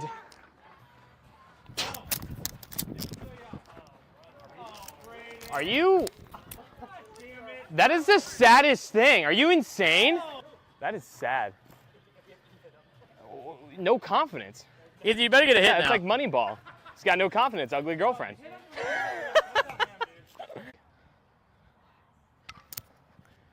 Come on, Sam. Oh, hose him. Oh, we got it. Can we get a first baseman I can catch? One time, Matt. Nice. All right. Glasses on too. That's why. Oh, damn it. Can we score some runs? Play first base. All of a sudden, it's locked down. Who bats after Q? I think it's the other team. Go! Go! Show Braden how to run home. Oh, damn it. Got under that bat. Hey, the Surprenant suck. Come on, Cello. I can play Cello. Oh, look at the look at the throw. Oh my God. Oh, pick me, dude. You can't see it. It sucks. I can't see anything. Oh, I crawled back. Did you ask him to buy you a beer after that? Hey. Got us beer, dude. Wow, there, dude. You serious right now? He does. Dude, yeah, Ethan, seriously, dude. I know. Hey, Ethan, sit next one. You don't boo nobodies. That's what I'm hearing. Get out of here. Get out of here. Nice ball, Matt. Nice job. I'm the best. Hey, good job. Hey, we won. Nice job. Good job. Good game, guys.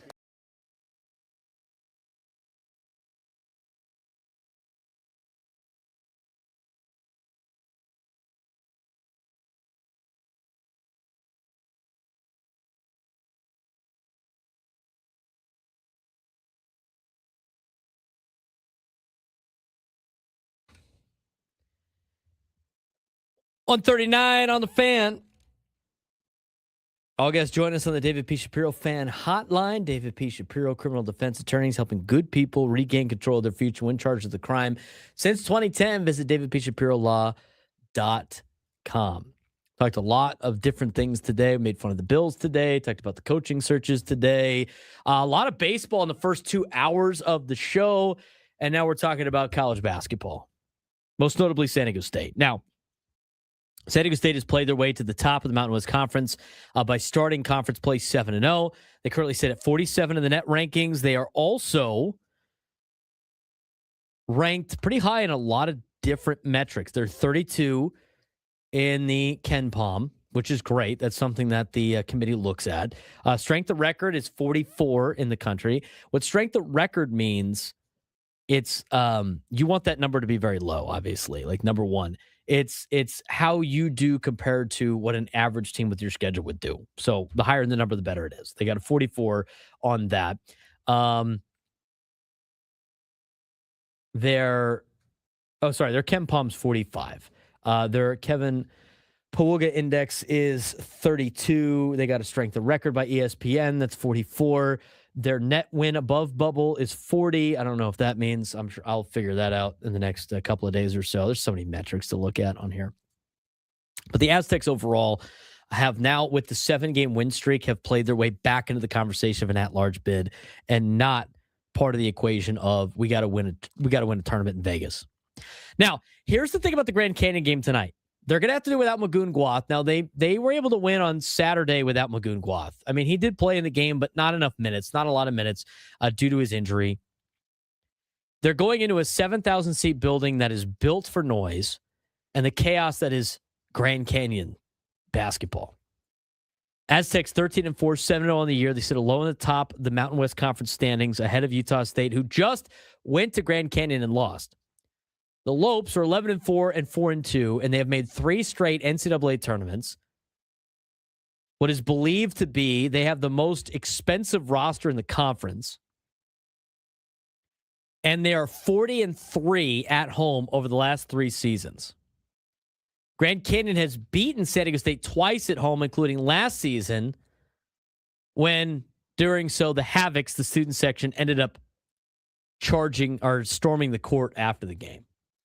San Diego State is not ranked, so if they lose tonight and the Havocs storm the court, it's a soft look. Aztec players have described this place as very hectic, very loud. Reese Dixon Waters embraced the chaos last time, even walked toward the student section to hear the chants. Miles Bird now enters as a Mountain West preseason player of the year, no longer anonymous. Question isn't talent, it's composure. Can San Diego State block out the noise, personal chance, and momentum swings, or does the environment tilt the game? Grand Canyon, like I said before, is a very difficult place to play, and unfortunately for San Diego State, it's a trap game because they're not going to get the benefit of winning there. If you look at the losses that they have had, they haven't lost too many games at home, as mentioned before. But they did lose earlier this year to Youngstown State at home, which is a tough loss for Grand Canyon. They also lost to Colorado State at home. So out of their losses this year, they have lost 2 of those games at home out of their 6. That's including the last 3 seasons, the 40-3 record that I mentioned. So it is doable. It's more doable this year, even though they have a very expensive roster. But here's a question, though. And I teased this earlier in the show with Grand Canyon. Like, Grand Canyon is a for-profit university. They got stockholders and everything like that. They're trying to get as many kids or many students there as possible. They're trying to make money. They don't have a football team. They pump everything into basketball. But a couple of things. One, this is a game that the Aztecs didn't want to play. And by the way, the Mountain West forced this. And I'm going to talk about that in a second. But here's what they did. This is what Grand Canyon did to Utah State. Did you hear about this, Frank? I did not, no. Does it cross the line is my question. The answer's probably going to be yes. But before Utah State's loss at Grand Canyon, the student section for the Lopes allegedly over the weekend before the game distributed coaches and players' phone numbers, which led to disturbing messages that they sent the players and the coaches the night before the game. What they sent, I don't necessarily know. I'd have to take a deeper look. But I will say this. Utah State coach Jared Calhoun called it unacceptable, which raises the question, are they being a creative student section or is this borderline harassment? And where should the conference step in? That is just way too much of a level right there. Duke University students back in the day probably would call these guys, getting their personal phone numbers and sending them. Who knows what kind of stuff they sent them? It's like, come on. Come up with your own stuff on the whatever. That's not borderline harassment. That is just pure straight harassment. Correct. And here's the other. Like Adam Paul in the chat's like, well, the Cameron Craze used to do it. You know what? Does that make it okay? It doesn't make it okay. It's ridiculous. It's ridiculous. It's getting to a point where it's like, come on. Who knows what they ended up saying? I'd have to get the reports on that. I'd have to look exactly what was said. But he called it unacceptable. Here's where it gets frustrating, though. Like, Utah State has a right to gripe. Colorado State, Fresno State, Boise State, and San Diego State. Those are the ones that are defecting from the conference. San Diego State didn't want to play this game a couple years ago. They only went there in 2023 to avoid the $150,000 buyout that they'd have to pay to break up the conference, to break up the non-conference schedule that they put together with Grand Canyon. So instead of paying the $150,000, they went there and they lost, and it hurt them in the rankings. They didn't want to play this in a conference game. They didn't want Grand Canyon in the conference. But you know what? They got fast-tracked by the Mountain West into the conference this year, which was opposed by the Aztecs and all the departing schools. And San Diego State, Boise State, Fresno State, Colorado State, Utah State are suing the conference because of it, accusing the Mountain West and the schools part of the Mountain West of secretly adding Grand Canyon before their departure. They could have waited till next year, but they went in and they did it sneakily behind the back of the teams leaving, as kind of another jab back at the teams that are leaving the conference, which doesn't bode well for the conspiracy that the Mountain West Conference never really liked San Diego State and it was always trying to hose them. And I think that's true. I mean, the way the Mountain West Conference has treated San Diego State since they've been a member, especially in basketball, is a massive reason why the Aztecs needed to get out of the Mountain West Conference as quickly as possible. So the whole Grand Canyon thing, like by the school, the biggest middle finger back that the Aztecs could give the Mountain West on the way out is going into the game tonight and beating the doors off Grand Canyon, which is going to be tough for them. It's a hostile environment, psychological test. Who knows if any kid on the Aztecs got some nasty text messages last night. But the thing is, the Aztecs have been here before. They have understood. They have played in this arena before. It's not impossible. But this is a big game against the team that it would really send a message to the Mountain West as you walk out.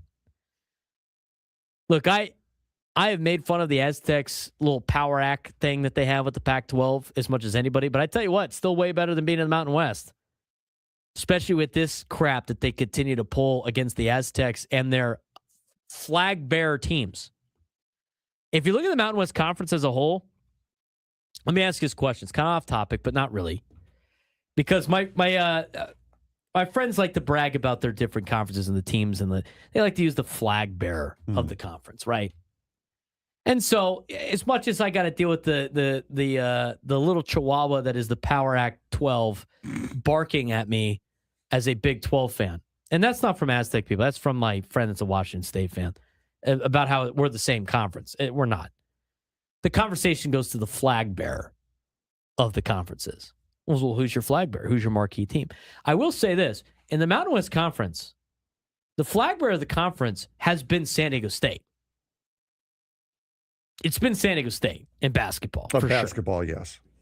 In football, to be honest with you, aside, like they had 2 bad years, but in football, the Aztecs during 2020, 2021, before that, they were really the flag bearer in football too for a long time. Like they had started to pass Boise State, and then they decided to hire Rock. And then they decided to go with Brady Hoke after the Rocky Long decided to leave, and it all went downhill after that. But I would say that the 2 flag bearers of the conference, the Mountain West Conference in all sports, had been Boise State and San Diego State. Those are the 2. And those are the 2 schools that kept getting hosed by the Mountain West Conference in a lot of different decision-making. And this is another last step for the Mountain West as those schools leave, because there's a reason why they're leaving, and it's because of how they haven't been taken care of as the flag bearers of the conference. Why do you think USC and UCLA left? Well, USC left because they were the flag bearer of the Pac-12 with Oregon. They just had to pull somebody along with them. But USC lost the Pac-12 because they were tired of having to play Thursday night games on the road in Pullman, setting themselves up for failure. San Diego State's in the same boat, and as the Aztecs leave, and again, I like throwing I have to deal with the Power Act all the time. I still think it would have been better for them to go to a different conference. But you know what? I will say this. It's all about survival for San Diego State in this grand scheme of conference realignment. And the Pac-12 is still better than the result of staying in the Mountain West. I will say that. So by that's a good move. We'll see what the TV contracts are like, but San Diego State is way better off in the Power Pac-12 and the Pac-12 than they are staying in the Mountain West. So from that perspective, it's good. But I will say this. This is the final kind of like this is a good chance for San Diego State to say, we're bleeping out of here.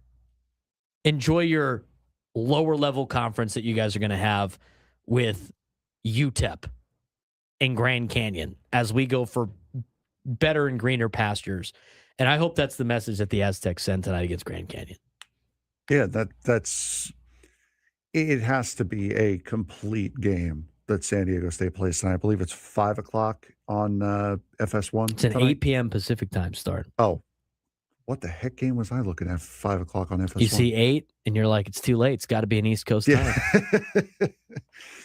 No, but it's going to have to be a complete game. It's going to take a full team effort, especially tonight, to get through Grand Canyon. And as far as the conference stuff, leave that stuff for the coaches. I mean, if the coaches want to take jabs at the conference, that's fine. Just make sure the players are focused on the court issues that they need to take care of tonight. Just make sure that they're ready to go for a full 40 minutes this evening. We're gonna have to do without Magoon Guan tonight. Yes. And again, this is why they had to get out of this conference. Because basketball, they're set in the new Pac-12 because they got Gonzaga, and they're honestly taking the better teams and Fresno. Mm-hmm. And then there's Fresno State. You're taking the better teams out of the Mountain West and putting in, and so you only have to play the good teams, and so your metrics are going to be better. You have to play a difficult team in Grand Canyon that doesn't have the metrics, and it's going to hurt your at-large bid. That's what's frustrating about this game for the Aztecs. And that's why they never wanted to play this game. It's a tough place to play. It's hard to play there. And if they lose, they're going to be punished for it. If they win, they're not going to get rewarded for it. And that's what makes the Mountain West Conference so difficult for San Diego State, is stuff like that. Mm. At least, as one says, at least Fresno State makes up for it in football. They're not going to be the Jets of the Pac-12. Basketball conference, the future Pac-12, and then there's Fresno State. Fresno State basketball is bad. So anyway, Aztecs tonight, 8:00 against Grand Canyon. Hopefully they send the message. It's going to be a tough game. We'll see how they do. We'll talk about it tomorrow. Braden Surprenant Show, San Diego's #1 sports station, 97.3 The Fan. Gwen and Chris coming up next.